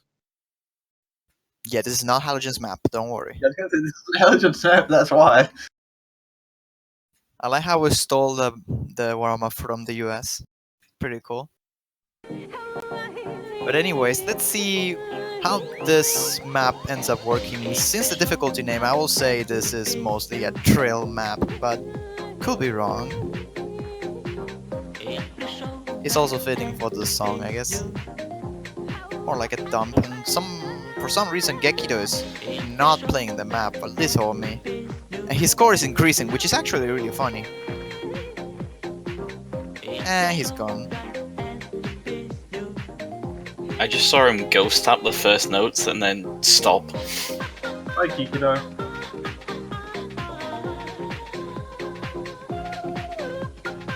So, well, better to happen this in the warm-ups than in the actual map, so Yeah, at least seeing a that's a good disconnect thing. now is definitely the best place you want to see a disconnect.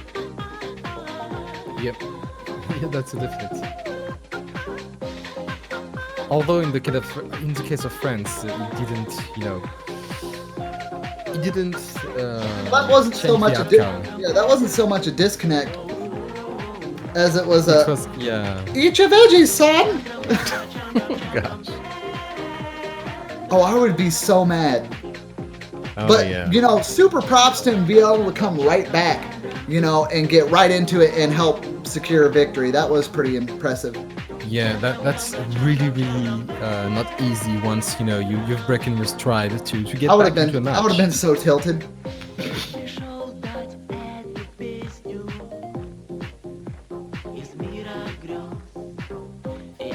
I'm really, I'm not really that surprised, but seeing Gil Hermesiat score is just.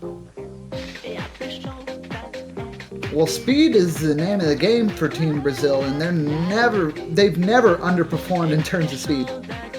Yeah, definitely they never did. Like, Gil is probably the best example for that. He's holding a 99.92 in this dump file, so really good for him. Warming up with this is actually really good for him as well. Like, this song is pretty fast, but it's not too dense, so it's a good thing to warm your fingers up. And it's quite long as well. Although he broke his combo, he still has the best score on the team. I'm a bit afraid of Felipe Ling though, which is holding a pretty low accuracy in comparison to what we should expect from him.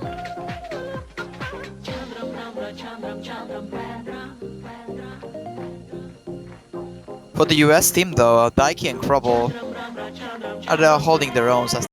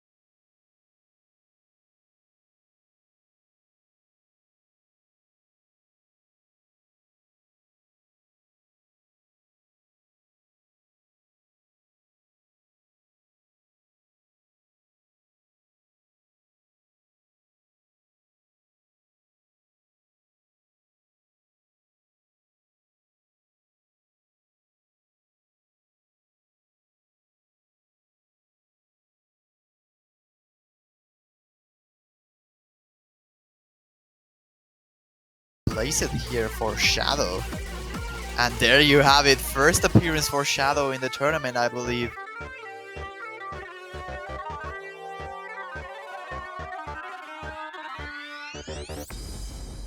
All right. That being said, Shadow SM is in here, and we should be getting started with our first match in just a moment. If anyone doesn't know, Shadow SM was in the World Cup last year, but named Ferian, or Ferian, something along those lines.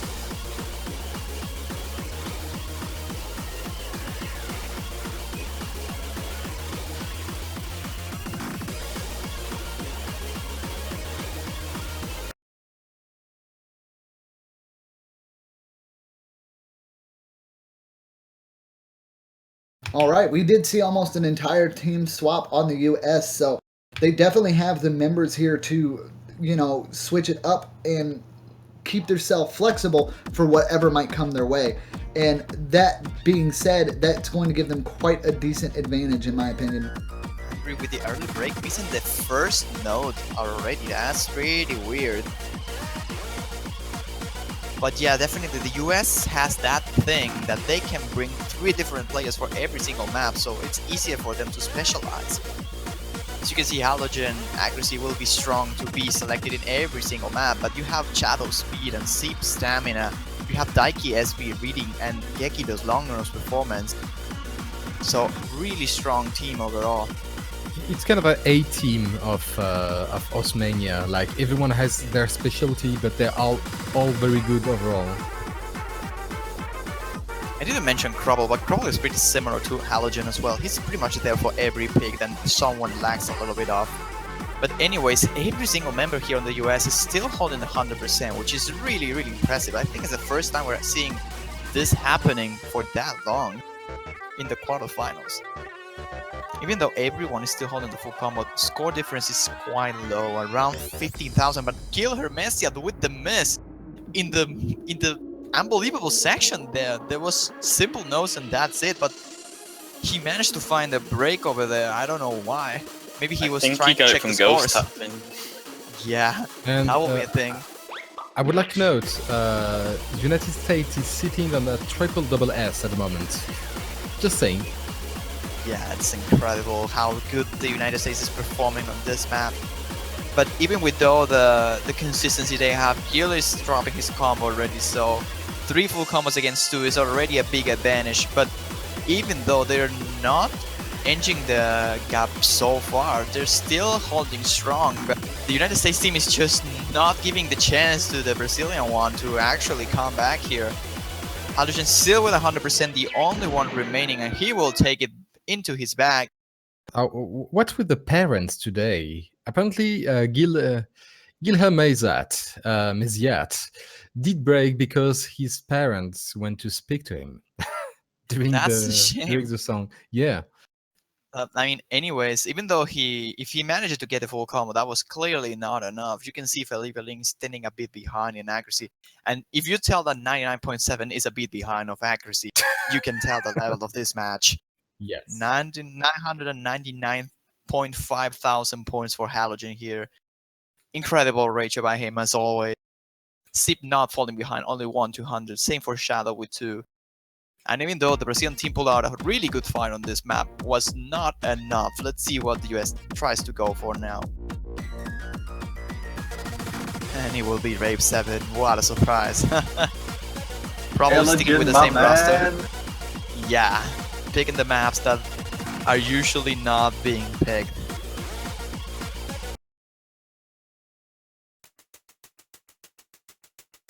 And this will be our first time seeing Rave 7, correct? Yes, indeed. Oh yes, very much so. I find this song so bad. Apparently this is also called Hell 7, and Off-Sync 7, and Nightmare 7. Doesn't Sounds surprise about me right. that it was banned so many times. He wasn't banned 7 times.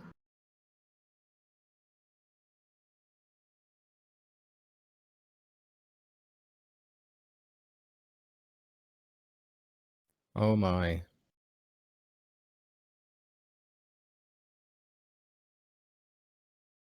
I mean, Anyway, you go ahead. Yeah, they're trying to basically push one of the hardest map there is of the pool there. Well, this is. I won't say this is the harder map of the pool. It probably is, but probably only for speed. Like, if you can handle the speed, it's not a hard map, usually. But I will call maps like, I will say, Foolish Hero or Playtime to be, in general, harder, but they are harder in a different way than this map. This Yeah. map is pure speed. If you have that, you will be fine. It's like one of those only maps where you just have one skill set being tested. All right, and we're getting started, everybody.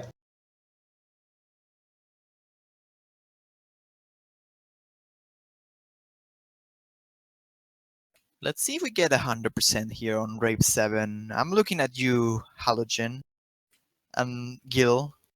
I wouldn't be surprised if Shadow gets a really good score on this one as well. He's a speed monster. But let's see. A choke can indeed happen anywhere for this kind of maps. Oh, As you gosh. can see, the Brazilian team is already falling apart so early into the song already. And yet one break from entry, 98.5, a little bit behind, against 200% from Halogen and Shadow.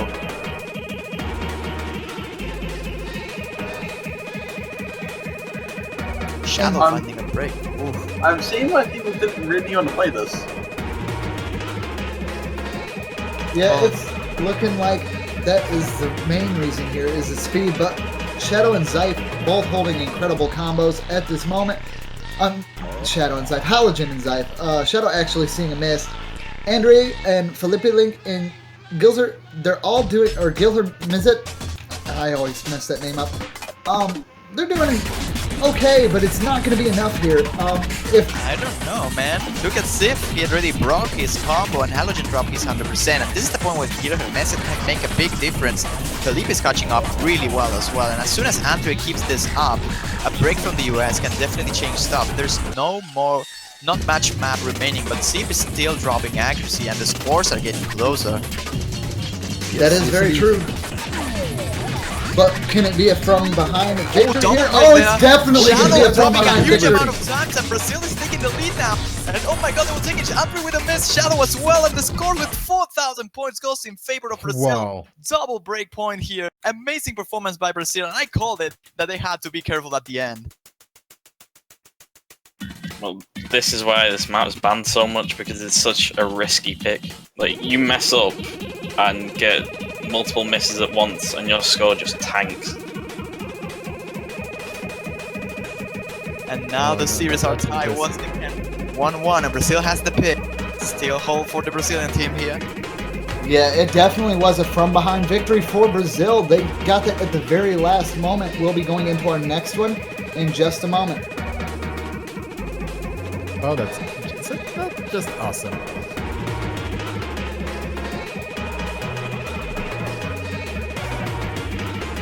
I wonder what Brazil will pick now. It will be Lead Room. This map is Shimon. actually a good pick, I will say. Okay, not Shimon's. Sad face. Well, this map has... We already saw this quite a few times already. This map is mostly a consistency test at the early beginning, accuracy and speed. But at the end, they get into a section of long nose that is really hard to master. And the US has issues in general when it comes to long nose. So Brazil might have an advantage here if they can keep up into the early beginning of the song. Seems like Shadow is sticking this time, and I'm a little bit worried about it. He's not best when it comes to long nose in the US team. Trouble though will be replacing Sif.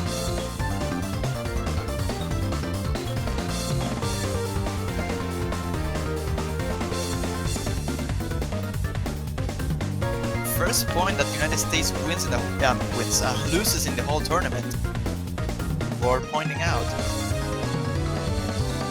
There is only one team that's still undefeated so far in the tournament. Can you guess which one is it? Oh, Or actually, it's not because South Korea lost a point against Netherlands. That's true. There's Yep. no more teams that are undefeated in the tournament. And that's good, because sweeps are not great. Definitely not. Unless you are the one winning. In that case, it's always amazing. yeah, but for everyone else, including the people watching the match, Oh yeah. Like sweeps are boring to watch for sure. It's always cool to see both teams fighting for their tries and to get the best scores they can win. oh, Like this give song, the man. chance to anyone. Coming from the guy who's currently the only team to sweep this weekend. Well, there were 2 wins by default, so technically we're not the only team. Technically, that wasn't a sweep though. There was no match. Well, anyways, here Shadow finding a miss that will give the lead instantly to Brazil, which is holding quite strong. Shadow is having some issues today, and I wonder why is that. Well, Brazil saying, keeps this up until the knockout section. This will be a map. saying that it gave the lead to Brazil is a little bit early to say that, as the scores have been flickering back and forth. But as you said, the long note section towards the end might be US's downcoming. Hopefully they'll be able to iron through it with no issues, but if they can't keep their consistency up, Brazil will take another point on them. Yep, and there we go to the long note section. Felipe Ling is starting to struggle, and the lead goes back to the United States here. But scores are flickering back and forth again. Shadow finding a miss over there, and now Brazil is on the lead once again. And quarter map remaining. One more miss Shadow for the missing US. again. Yeah, that's pretty bad for the US, and I don't think there are too many long notes remaining now. It's all about consistency and accuracy, and Brazil seems to be the one taking this one. Again, 2 points in a row. Even if Felipe Ling had an accuracy of 99.30, which is overall not that good. It's exactly the same accuracy as Shadow. Yes. If Shadow didn't miss, it would have changed. Well, if he kept his combo, that would have changed some things. But all in all, it was Brazil's accuracy which made them win. The consistency. Yeah, that was an amazing performance there for Brazil. Halogen with 1/100, really close to get an amazing score on that map. Still getting a better score than Enrico, even though they had the same accuracy. Gitter Messia, though, with the best score of the match here. Really good job by him. Sadly for the US, Shadow had a little bit of issues, and I'm pretty sure now they will be Foolish Hero. As I see Daiki joining instantly, this smells like Foolish Hero, and there you have it. SV pick now. Andre is doing fantastic on this match. Word to point out as well. But this map will be the complete test for these 2 teams. This is risky for the US, and they know it, because if Brazil practices this one, they need to rely on Gekido and Daiki's ability for SVs here. Let's see. This is a good match, and it's starting to get even better. Foolish Hero, SV maps. Yeah, Twitch chat, I'm about to cry for my team. That's definitely going to happen if we see an upset here. Well, it's an upset for me. Brazil's definitely going into this strong. It looks like they've thought this through pretty well.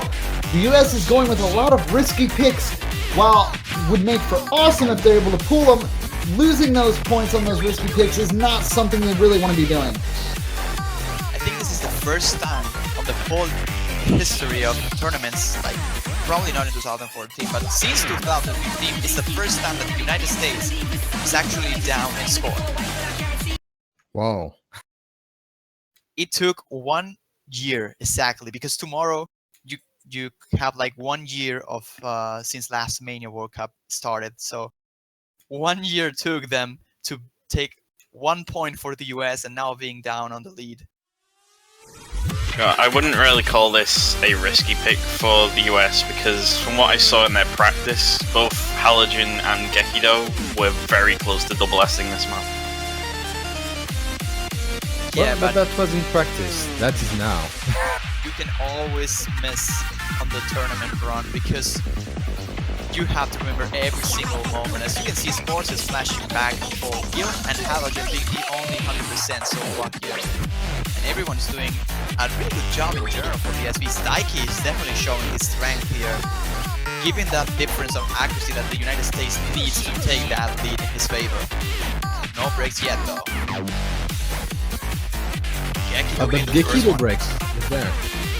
Don't don't think that will be enough to bring the lead back to the US. Accuracy-wise, it's really far ahead. Oh yeah, that's true. That's true. But They can go if, anywhere. If any of the United States breaks again, that is another story. Oh man, this is so close at the moment. We still have half of map remaining, and no one has dropped his combo. Bad Gekido from the United States. You can see the score difference. It's around 10,000. It's not even that big, and a drop can definitely change stuff here. Andrew dropping a bit of accuracy there, Felipe Link as well in the trails, and almost dropping his combo over there, saving that, but giving the US a big advantage, even bigger than what they had already. Gil is still the best score so far, but it's not enough to bring Brazil into the lead by any means. They need a break from the US, and it's not happening. Consistency-wise, Daiki and Halogen are just pulling a god mode right now. Go, go, go! Oh, the accuracy drop at the end. It's not going to matter that much. The map is almost over, No, and the it's- US will take this one. All right. 2-2. Wow, It was a congratulations. risk. Yeah, it was a very risky pick, but it paid off, and they brought that 2-all. We have a tie at the moment. Oh man, the tiebreaker hype feels real yet again. I feel like this could go either way. Well, both teams already won in their own picks, and both teams already lost in their own picks as well. So this is definitely a really hard to predict matchup. Foolish Hero being a risky pick, but working out for the United States, even though we have 0 misses between the 6 players. You can tell the amount of effort these players are putting before the actual match. Gekido dropping his combo with a slider break, but yet not a miss. So let's see what Brazil decides to go now. Palette Gamma is going to be, so time for some mod. And I know the Halogen has 100% here on Hard Rock with this map, so let's see if this pays off for the US.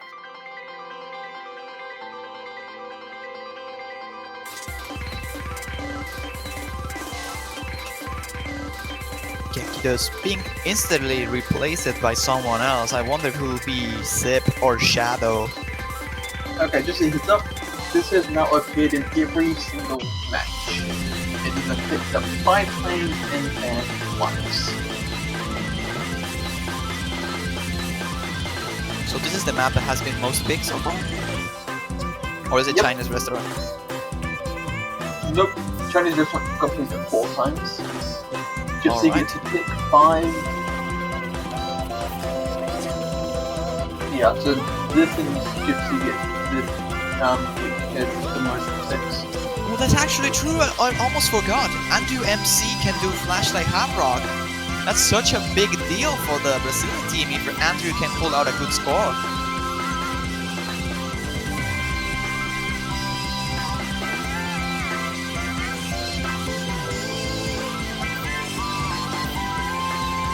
And it'll be interesting to see if he can pull it off though.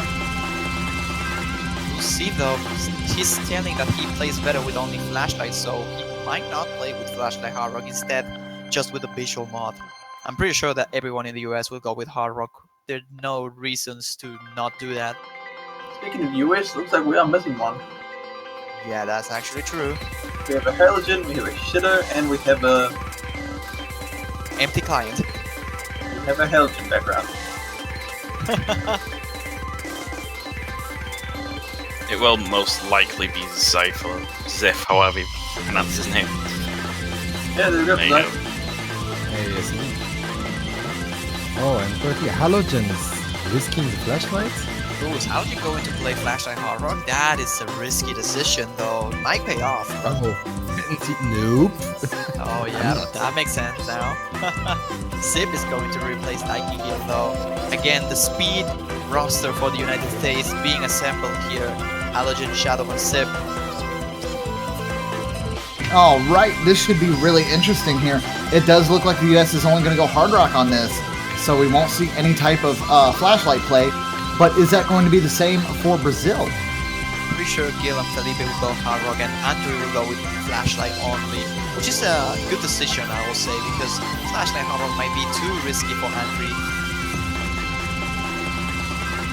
Even though this is their pick, they might have to go for the risky decision. Otherwise, they should have go for another map to be selected instead. But no, there will be flashlight hard rock for Andrew. You have the risk, and Brazil Oh. has the mod advantage.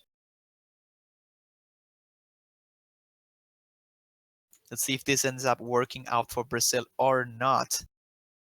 Risky choice, but that's what you have to make against the US.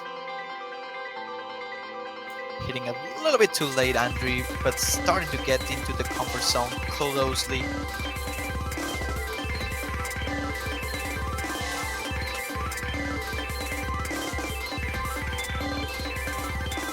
Oh man, Andrew and Shadow both missing in the exact same spot. Andrew's getting too late. He needs to recover. Gil from actually that. seeing a miss as well, though. That's not going to be good for Brazil. That was a huge one, man. Like, he dropped a huge amount of notes and accuracy there. He jumped from like 100% into 98. The Yeah, US that- has a massive lead now. Look at that. Yeah, that is not good. If Andrew can hold the accuracy and bring it to about a 98, 99, that should be a pretty good point advantage for Brazil, but they have to be able to bring it back to that point. And Andrew seeing another miss there is not going to be great. Felipe Link playing incredibly well, but Halogen and Zeth both holding very high combos and accuracy, if not full combos. Shadow is trailing behind, but the accuracy continues to climb. Yeah, they have no chance now. Brazil is definitely out for this one. That was a break point for the United States. Really nice job there by Halogen and Sip holding the full combo. A risky decision ended up working a backfire for Brazil. And now the US is leading 3-2 with their own pick.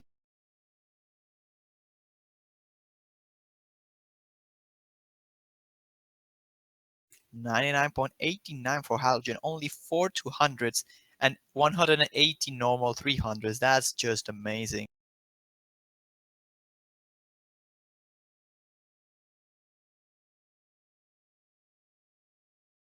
Yeah, that is scary. Yep. I wonder Alright. what the US will pick right now, because they already saw that Brazil can take them down when it comes to speed picks if they make a single mistake. So maybe something like Lefruit Defendu can be a good pick here for the US. If not, something like a Summon of Beast Battle might make sense for them, I will say.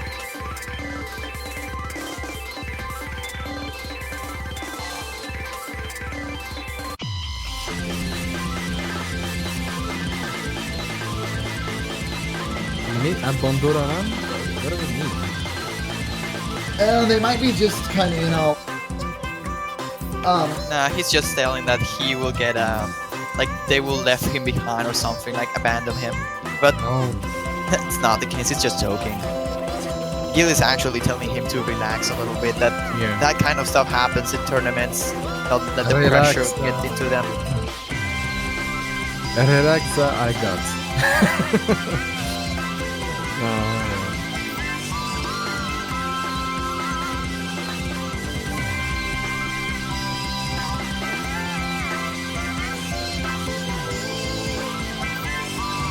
The United States is still talking about their pick. They're still not decided, and this is a really important for them because they need to win this one and bring this to match point. That will give a huge amount of pressure to the Brazilian team, and it will be a Yeah. really good thing for the US. They will feel pretty relaxed for the rest of the match. Which means And, she runs. I don't think she runs will be the pick for the US. That is pretty risky. Like I said, Fruit Defendu, Summon and Beast Battle are the ones that make more sense for me. Maybe even Ikasama light game, but that's also on the risky side in my opinion as she runs. I think Ultimate Ascension might be a decent pick as well. Yeah, I mean- that's true. I know we want to see she runs, but in all honesty, it's probably not a good idea, and the stakes are really high. US needs to pick something they know they can excel at, not something they just want to see played. They are not in the position of risking at all. Yeah, maybe if they were 2 points ahead, then yeah, go ahead. But, there's no sense in putting yourself in unneeded risk if no need to. It shoots the one with circles. There are no circles, only bricks and noodles. Andrew puts a heart on this map, that means this might be a wrong pick for the US. I wonder if he will be.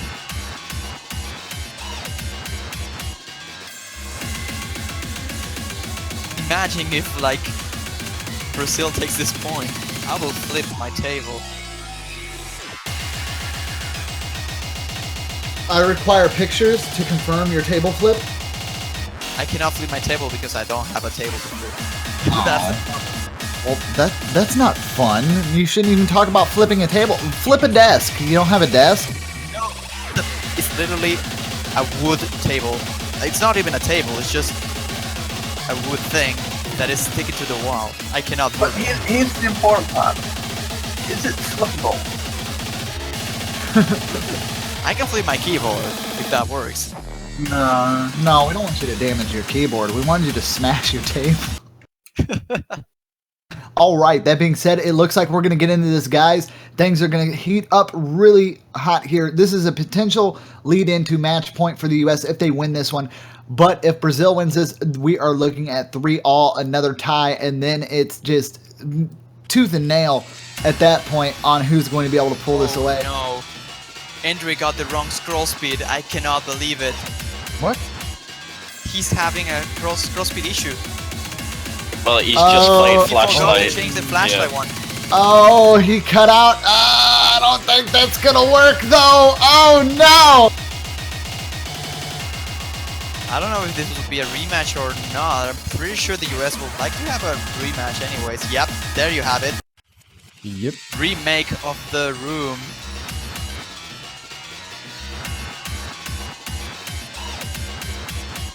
That's a drop from Andre, and Brazil will take the rematch.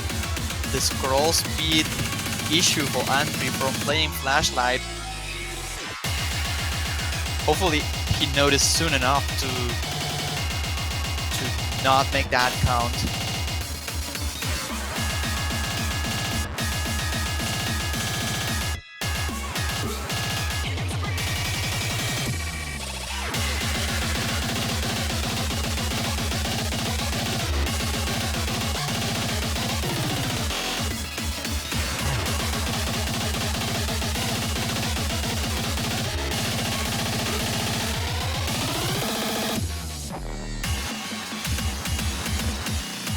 Well, it does look like he is back, so hopefully we should be restarting this match very shortly.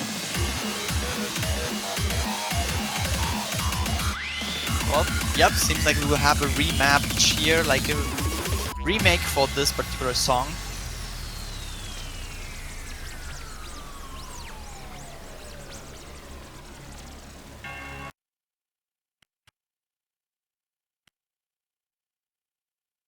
Yeah, they got saving grace there.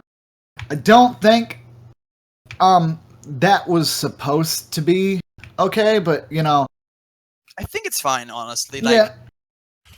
I suppose it's all good, you know, the scroll speed mess up from flashlight, that does suck. And, you know, I could have sworn you were able to switch that on the fly, but I guess you can't anymore. the problem is that you have to jump from 11 to like the 24. That's a lot of time. Yeah, I can imagine that. You can also only do it in the first, like, few seconds of a map.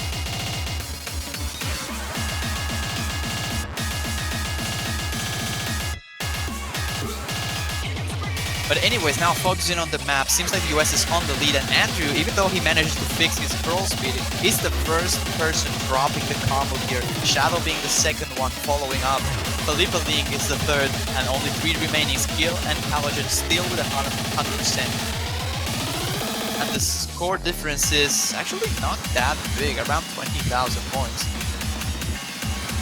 Yeah, any drop could change. As for now, could change the outcome of the map. But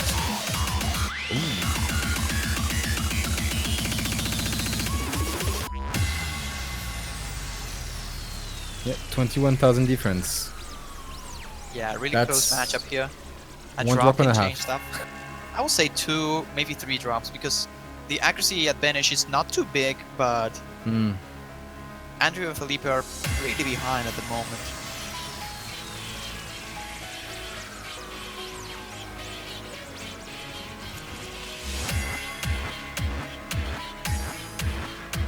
Anyway, let's see. Now we're about to enter into the second section that is part of this map. And now with the break, you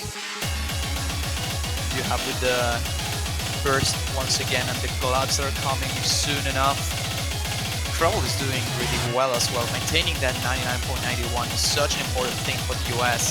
Halogen and Gil still not dropping the 100%. Nice job at them as well. Yeah, very impressive plays from the US right now. Halogen just being, you know, a machine. Gil being a machine right alongside Halogen's like, anything you can do, I can do better. They're definitely fighting neck and neck. And it really just all relies on Shadow, Crubble, Andrea, and Felipe Link to determine who's going to be able to win this one. I don't know. This is the part where it can't be drops. And Oh no, Crubble. with the Trouble hands. drops. And Andrew funding a drop. The jump throughs are going so fast, but everyone managed to nail them. And the score difference is now getting closer because both teams had that miss. And in the gluts, Andrew finding another one, and that probably will seal the deal for the United States now. And that was a pretty close much. fight, but it was decided at the end. But this last drill might be the thing, though. I don't think, though, Andrew finding another miss, and this will be it. US is now leading 4-2, and Brazil needs to pick to save their own lives in the winner brackets. Look at the ratio from Halogen. What is going on?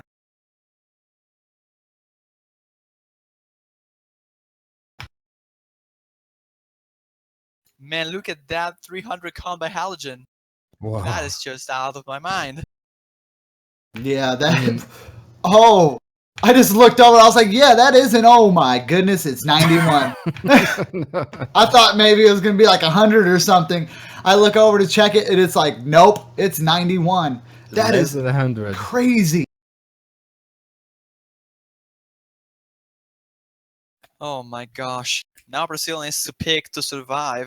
If they don't win this next pick, United States will advance to face the United Kingdom in the winners bracket semifinals, and Brazil will end up facing pretty sure it will be Singapore in the losers bracket semifinals. We will see though. Playtime might be the pick that Brazil needs over here. Might be a bit too risky, but I cannot think about too many other picks that works from Brazil. Maybe She Runs can be a decent option, since we saw Shadow dropping so many times already in this match. He's not having the best of the days, but that's the first and probably the only thing that comes to mind besides Playtime. And Playtime is also risky by its own because of the jacks and the long notes. Anyways, let's see what Brazil decides to go for. This is a crucial point for them. They need to win this one.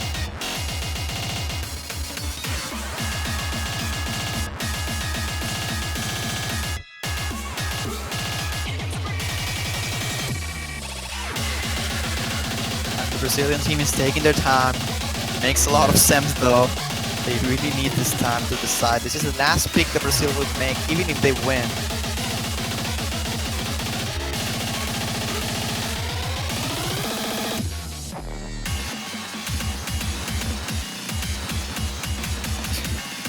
And yes.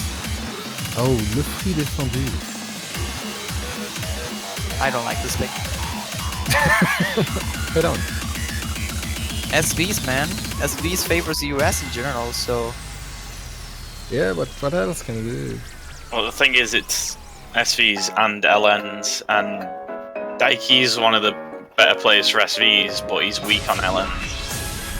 Well, he's not that weak on a lens. I'm more worried for Daiki in the one-handed trails, so... It'll likely be Halogen, Trouble, and Gekido. There you go. Yep.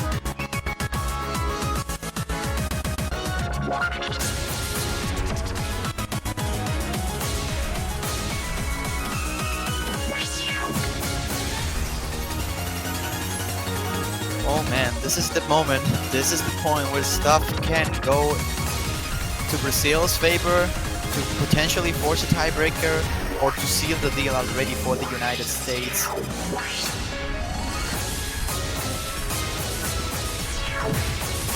Oh man, and what a kind of map to play for the potential final right here, you know? Like, there's just so much feeling into this.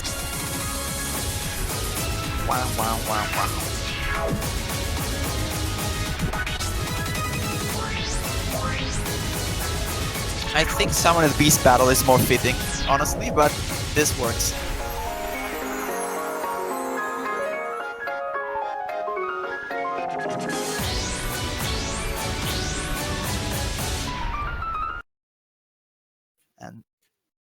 And there you go. Time to start here. Felipe Ling is taking a little bit of time to glow. There we go. Everyone is ready to start.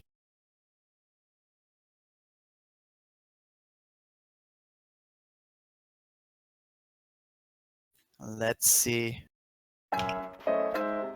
Trouble finding a 200, I think, on the first note, or maybe a 100. Same for Andrew. And Halogen actually had a big mistake on the early beginning for some reason in terms of accuracy. Anyways, Andrew is having a hard time on this map. Like, you can really tell, 97%, almost dropping to 97.5. He needs to recover though. Trouble is not on the best shape either, so that makes the start a little bit more closer than what it should be. Trouble finding a miss though in the long notes might give some hope to the Brazilian team. And with the SV still on the road, we might see something weird happening. 100 trills though, not hurting too much any of these two teams. Felipe, Yeah, Felipe Ling, that miss there, that is going to not be too good, but things are still kind of close. We have about half the map left. Will the United States be able to close this now, or is Brazil going to be able to come back? Trouble actually seeing a miss. This is this sort of section that can turn down the table into another favor. Trouble finding a miss, but not going to be enough to keep Brazil the lead, although the scores are really close. Everyone's dropping on that section. Gekido. Gekido and Halogen still standing strong, and that will probably be the reason because the US will probably end up taking this point. Nice job there on those SBs. There's still one more, I think. 30,000 points of difference. Trouble finding another miss, but it's not going to be enough. Felipe dropping a huge amount of accuracy over there. Andrew is not being able to keep up either. And even with Gil getting the best score overall, he will not be able to carry his team into the victory now, and the United States will shine, getting 5-2 into the semifinals winner bracket against the UK. Wow. Well, Yeah, that is congratulations. absolutely nuts. The US is going to take that victory. Brazil giving a very awesome fight back, though, taking 2 points from the United States, which was quite impressive. That being said, we will be getting into our map. Map pool showcase, perhaps? Yes, we will be getting into the map pool showcase in just a little bit here. And then after that, make sure not to go anywhere, though, folks, as we will be going over what matches we did have today. So hopefully you enjoy the map pool showcase, and we'll see you in just a bit. Yeah, careful of your eye holes.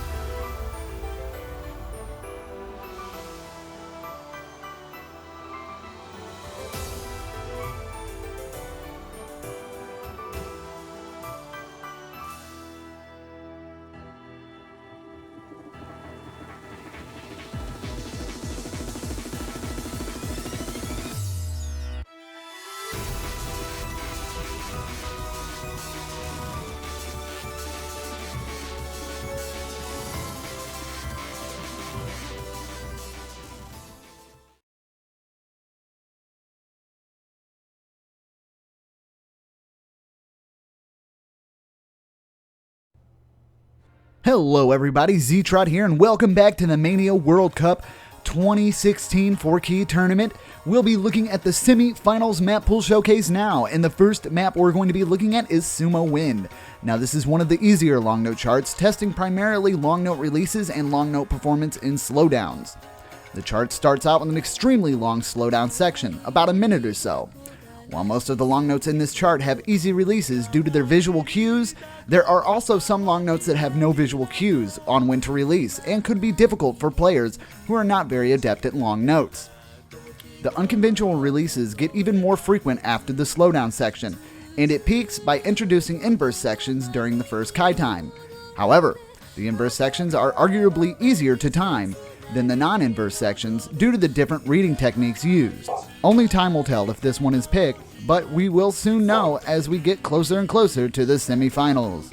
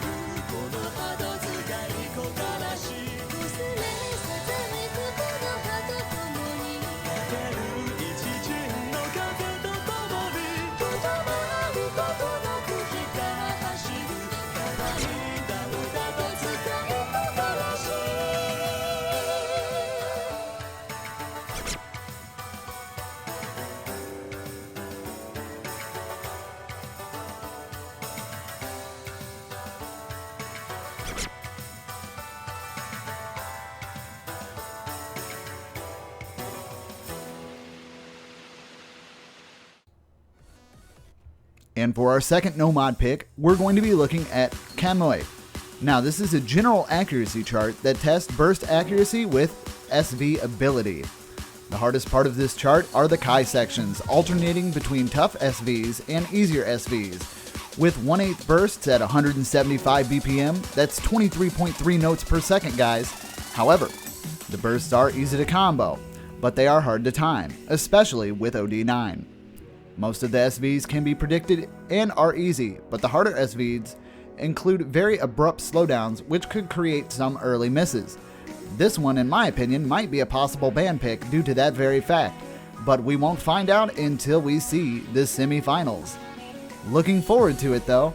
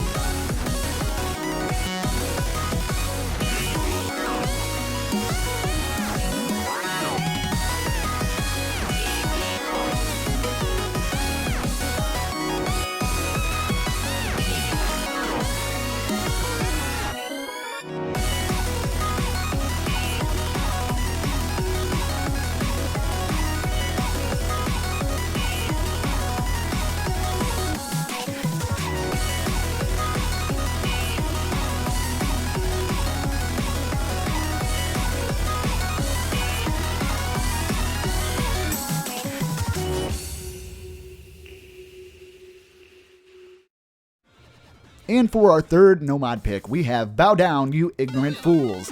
This is a jacking/burst chart. The chart contains a massive amount of 300 BPM broken jump streams with some 1/8 bursts, most of which are very anchor heavy, making them very jacky. The chart also contains a decent amount of 300 BPM trills, making this chart extremely a non-stop barrage of jack-based patterning. Fortunately, the chart is extremely leniently patterned. There are very little jump jacks that require 2 hands, and most of the jacks are quite short, the maximum length being about 6 notes. The only exception to this is the last section of the chart, which the jump jacks are more frequent. This could break some players if 150 BPM jacking, that's basically 300 BPM at 1/2, is the player's breaking point already. This is potentially the hardest chart speedwise in the pool, which could be a common ban because of that. However, a ban seems like unlikely, as most players at this speed are very adept at speed to begin with.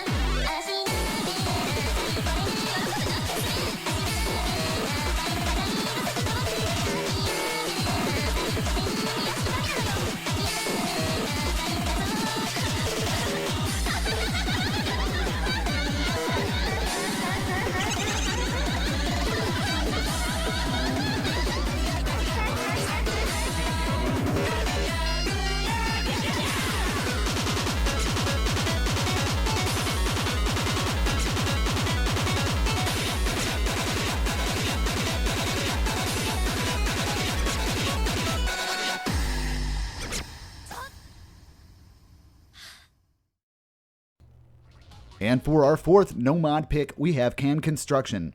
This is basically a general accuracy pick. It's not quite as difficult in comparison to the rest of the map pool. Rhythms in this track are very unpredictable, so timing on this chart is not entirely smooth sailing. The first half of this chart is very split prone, mainly consisting of triples or chords that are not 12 or 34. The chart also contains mini jacks and some rigid transitions into mini jacks. Both of these can trip up players, but it won't be very likely. The second half gets considerably harder speedwise, introducing short fast hand stream sections, practically from 50 to 65%, faster jacks and harder bursts throughout the entire chart. The last section of the chart also contains polyrhythms, which is a nightmare to time as the polyrhythms are not neatly arranged. Hopefully, we'll see this one quite a bit, as it does look like it could be a possible slip-up, even though being an accuracy pick. Only time will tell as we go further into our semifinal map pool. 知らぬ落ち度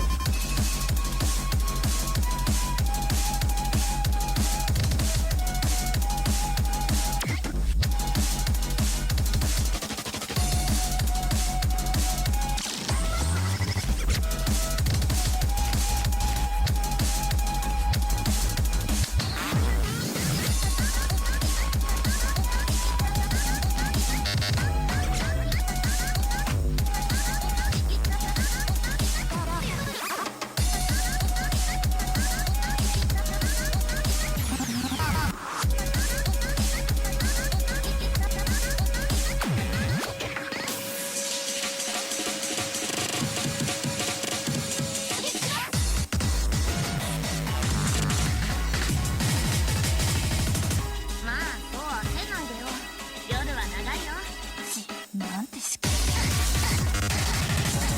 督打ってもいいですか提督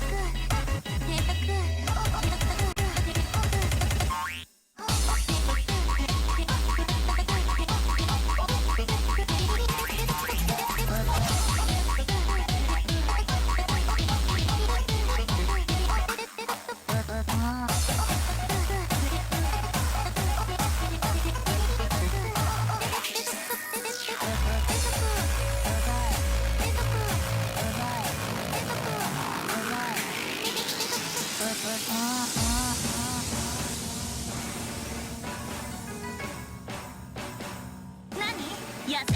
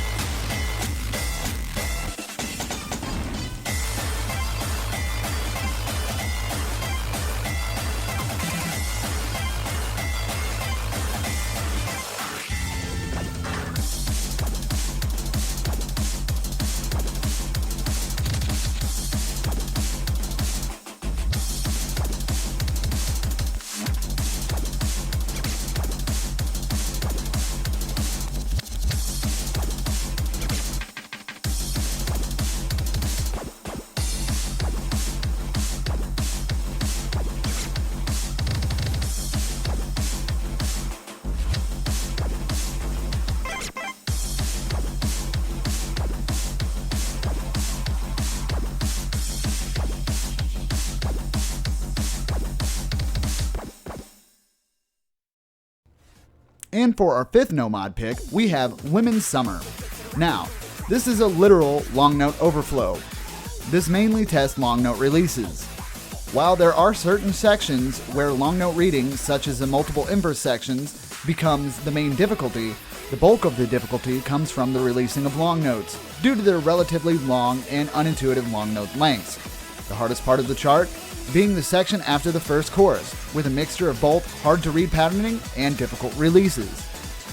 This contains a couple of 1/4 one-hand trills as well, which can make some players mess up or take them by surprise if they're not used to reading long notes. This also contains a slowdown with some harder long note releases, but nothing overall too difficult. Like Dark Flight Dreamer, this is a potential and extremely common ban. However, Dark Flight Dreamer is more common due to the harder patterning overall, and it is more risky.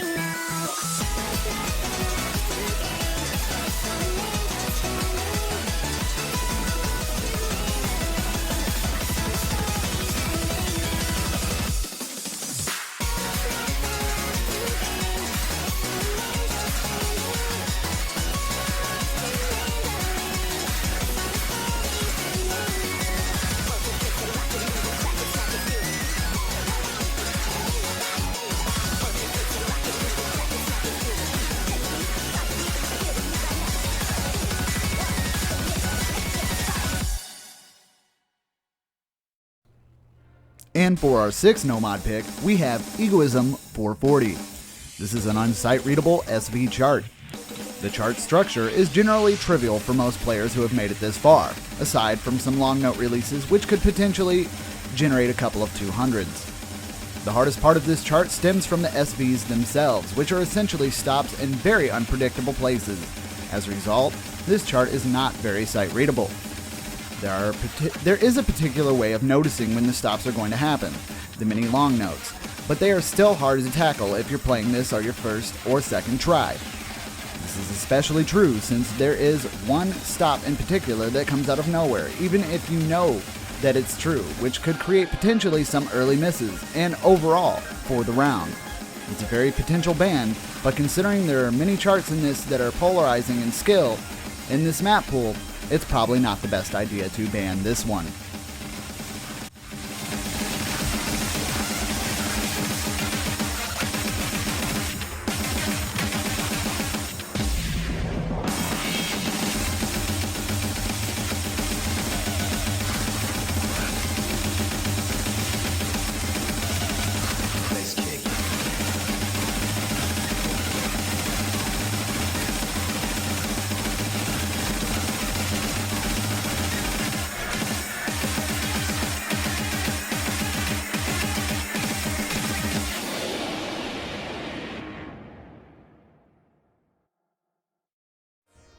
And with our 7th no-mod pick, we have Vic plus Legendaria.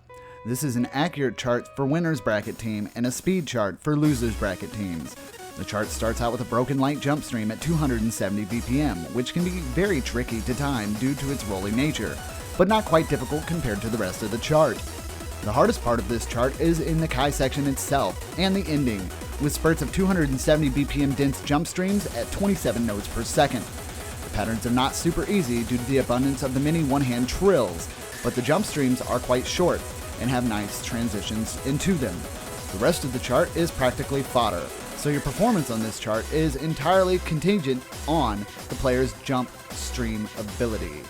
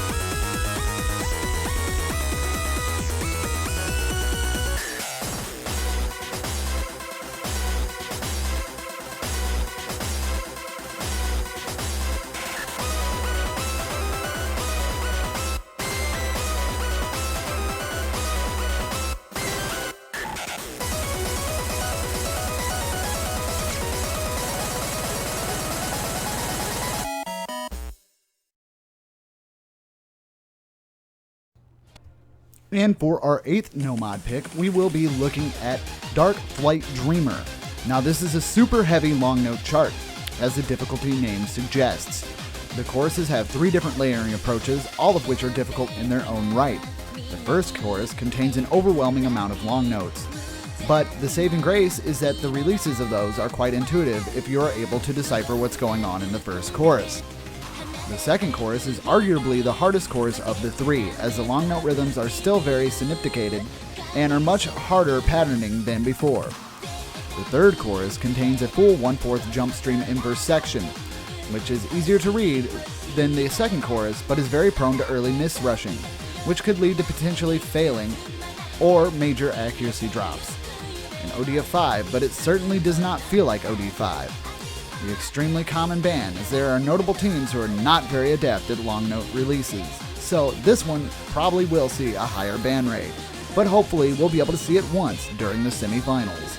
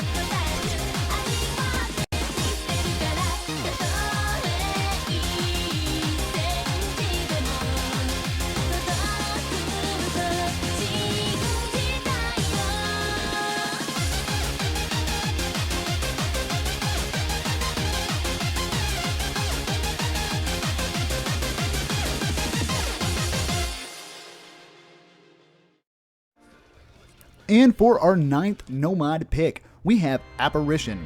Now, this is a consistency pick, primarily testing jump stream ability. The chart opens at 240 BPM jump stream and then is followed by a lot of 240 BPM dense jump streams. The patterns in the dense jump streams are not entirely comfortable. You can end up with early misses if your one-hand trilling isn't super stable. The chart also has a decent amount of trills, but they're too slow and too short to make noticeable difference in the chart. The tempo of the song changes drastically throughout, and so do the patterns themselves. The chart contains a lot of slower jump stream runs, 1-3 snap ranging from 180 to 200 BPM 1/4. The jump streams of a lower density and jump jacks. Most of these are not as hard as the dense jump streams themselves, but they are still opportunities for combo breaking, particularly the 270 BPM jump jack section. The last Kai section of this chart and beyond introduces harder patterning into the 240 BPM dense jump streams, adding split jump trills and further reinforcing the amount of control needed for the jump stream. This map will be really hard, but consistency is the name of the game. Hopefully we'll see this one played quite a bit.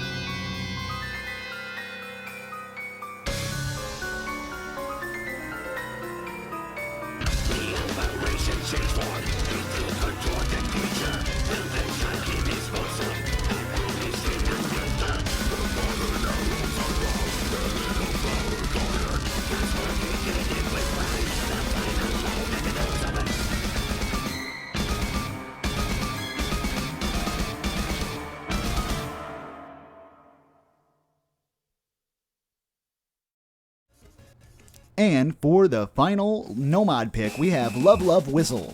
Now, this is a super all-rounded pick, testing everything from jump speed to long notability and short-term jump stream consistency. The hardest parts of the chart include the long notes littered all over the chart, the 240 BPM dense jump streams, and some of the inverse long note sections, all of which are sections that players could easily bleed 200s on. There are also extended hamstring sections at 180 BPM that could slip up players who are weaker at slower hand streams or extended chord streaming. Despite the amount of skills tested in the chart, however, it's actually one of the easier picks in the pool, and mainly tests accuracy. I feel like Love Love Whistle will be something we see quite a bit of, but only time will tell as we move forward into the semifinals.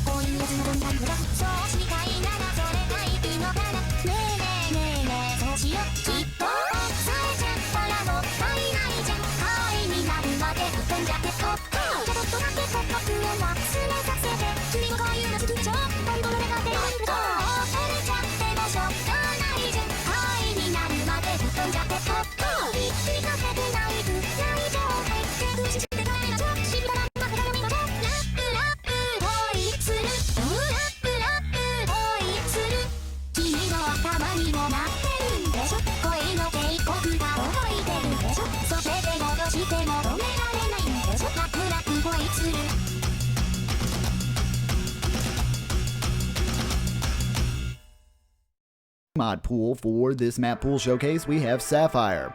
Now, Sapphire is a speed pick for the free mod bracket and is the hardest chart in the free mod pool speed-wise.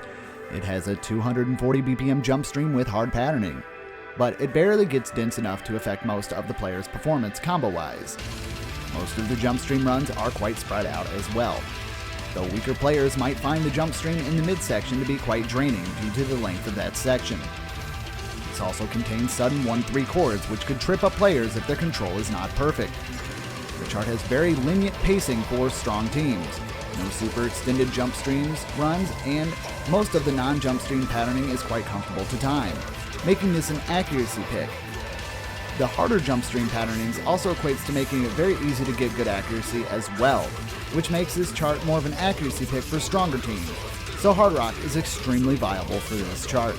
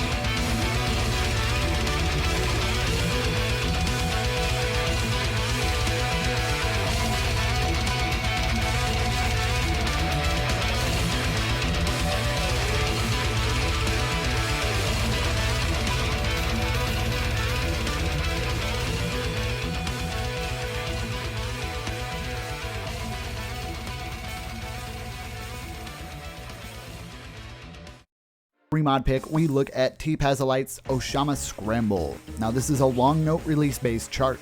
There's lots of super uncomfortable release timings all over the place, particularly in the intro, the second half of the first bass kick section, and the build up in the middle section. Not that these long note releases are easy outside of that either, however, but they're still quite difficult since there's so many long notes, and that would be mentally taxing at points, especially with Flashlight and Hard Rock added. This is a more viable for players that use Flashlight rather than Hard Rock. The release timings present in this chart is insanely difficult and will only get harder if Hard Rock is used, so this is definitely a Flashlight-esque pick.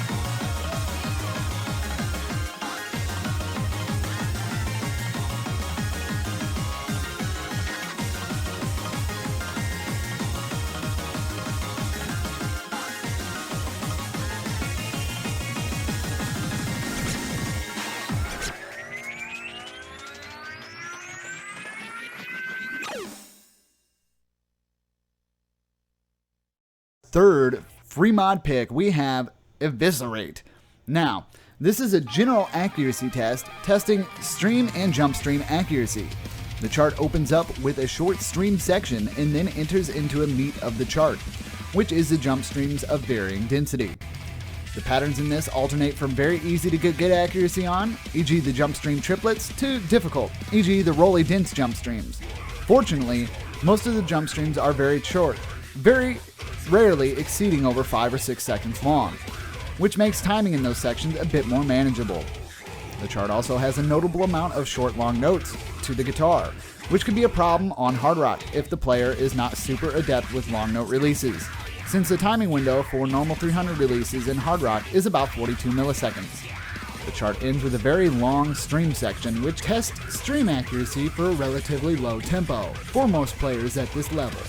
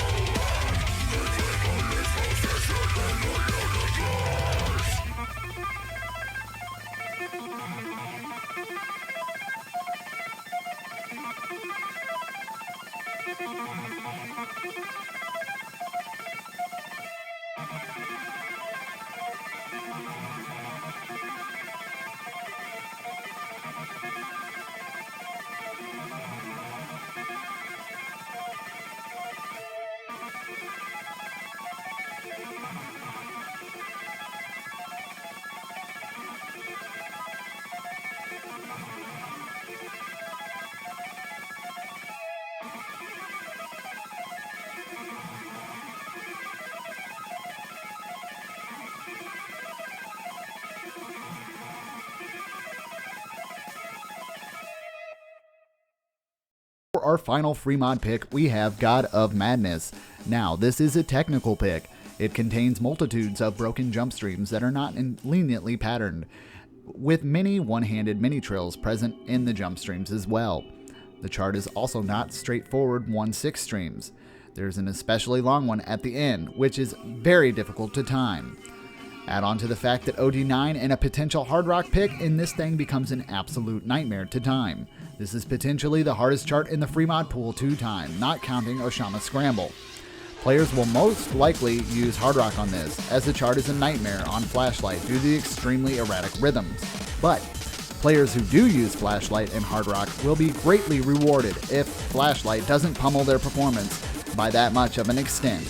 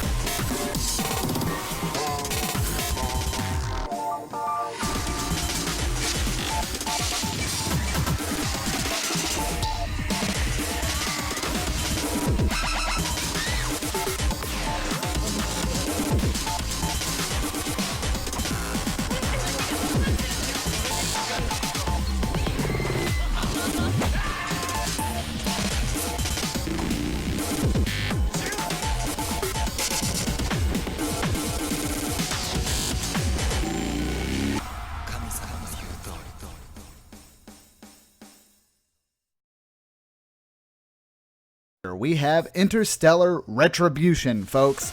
This is an accuracy-based, long note heavy, and SV heavy chart. The chart is primarily jack heavy, with non-simple patterning in the first half. The jacks are also occasionally accompanied with very heavy long note usage, which requires very quick releases to properly time. The chart is overall very uncomfortable to play and read through, with multiple rough mini-jack transitions while also balancing long notes at the same time. If not done properly, players could get multiple rushes of bad judgments, netting them hundreds, 50s, or potential early misses. The chart is also very hard to read at points due to the overwhelming amount of long notes, though not quite as difficult as some of the charts that are in the non-tiebreaker map pool, such as Dark Flight Dreamer. Also, this contains some 1/8 bursts. They're generally irrelevant in difficulty since the rest of the chart is so much harder, despite the hard, Running Man heavy patterning. The SV chart throughout is kind of crazy, but SVs contribute most of the difficulty, 60% into the chart, with non-straightforward patterning present in the chart. The difficulty of the chart is reduced by a tiny bit in that section, but there are still multiple long notes with difficult releases, and a couple of 1/12 bursts that are annoying to hit with a lower speed mod. This section is arguably the hardest section to do in the entire chart, since there are not many charts that have extended slowdown sections with complex patterning. The chart is also considerably difficult outside of the slowdown. And this chart is evil, basically. That being said, I can't wait to see this potentially go down. Hopefully we'll see this tiebreaker. And that is everything from the Semifinals Mania World Cup 4Key 2016. Don't go anywhere though, guys, as we will continue to talk about the ongoings of today's matches in just a little bit. Thank you so much for taking the time to check out the Map Pool Showcase, and we hope you enjoy.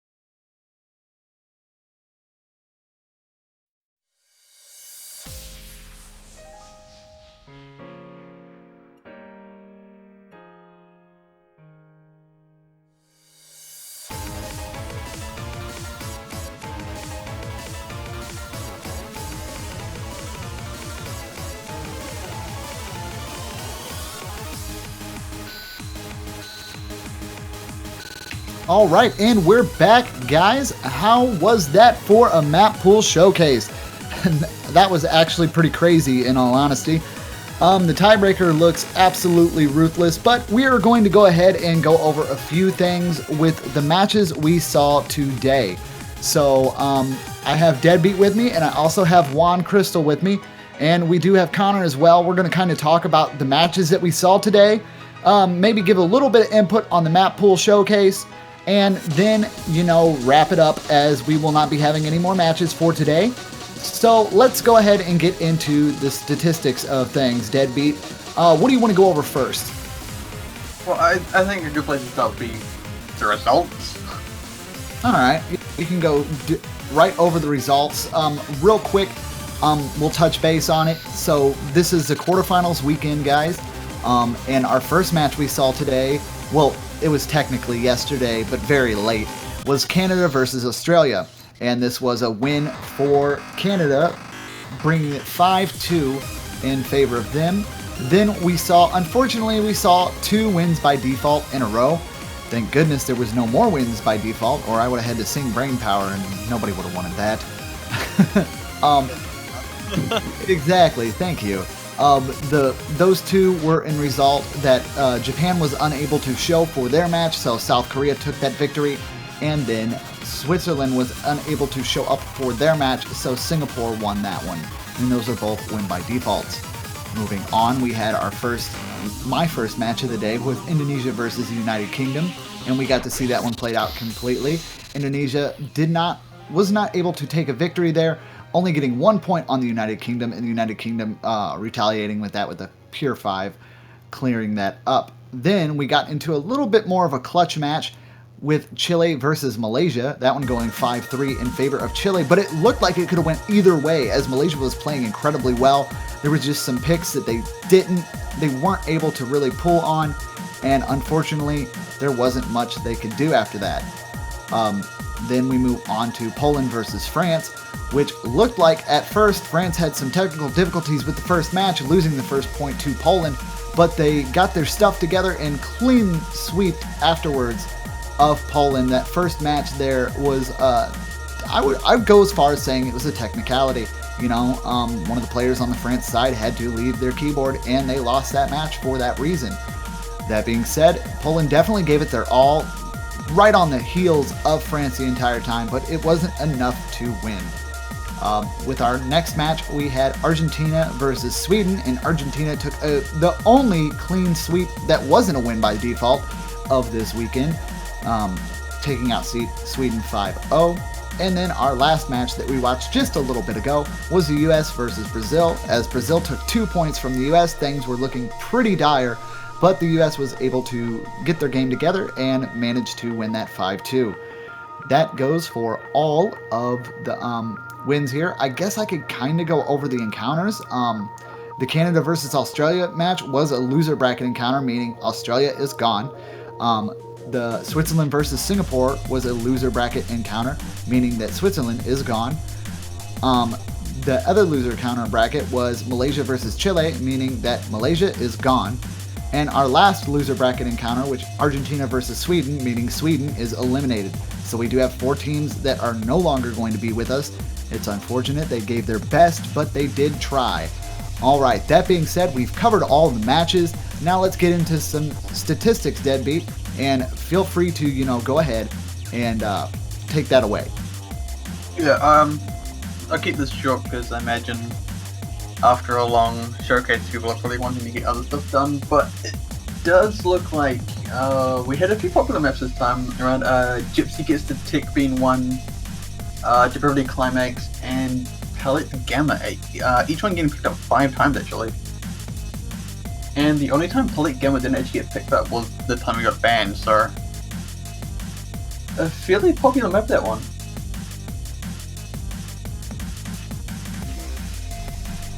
Very much so. What about maps? Did we see any maps not get any plays at all? Yeah. She She ran away. Yeah, she ran away, so there was no way we could get her. She just ran. She ran too fast. Way too fast. That's unfortunate though. Let's see. Let's take a look at overall map accuracy here. Yeah, I was just gonna say, For I believe it was Gypsy Gets a Ticket who had the highest overall accuracy with 99.34%. And Ikasama Life Game was the lowest at 98.04. that's crazy. I think that was because of the 85% that we saw earlier on. I don't remember which match it was though. All right. Well, let's see. And you already went over the highest ban rates, right? Highest band was Rave 7. Yeah, that kind of makes a whole lot of sense there. Yeah, that got banned up 4 times. For sure got banned up 3 times, and the Fruit Defender got banned up twice. Man. Yeah, not much love for Rave 7. Well, it Good makes thing- sense though. One of the fastest picks of the pool. Like, I don't blame the teams that end up banning it, because if you take a look about this, every single team that decided to like ban Rave 7 ended up losing the match. So Okay, here's a quick fun question. USA had the highest overall accuracy with 99.60. Who was next? UK. Yep. 99.59. I'm so They were- good at this.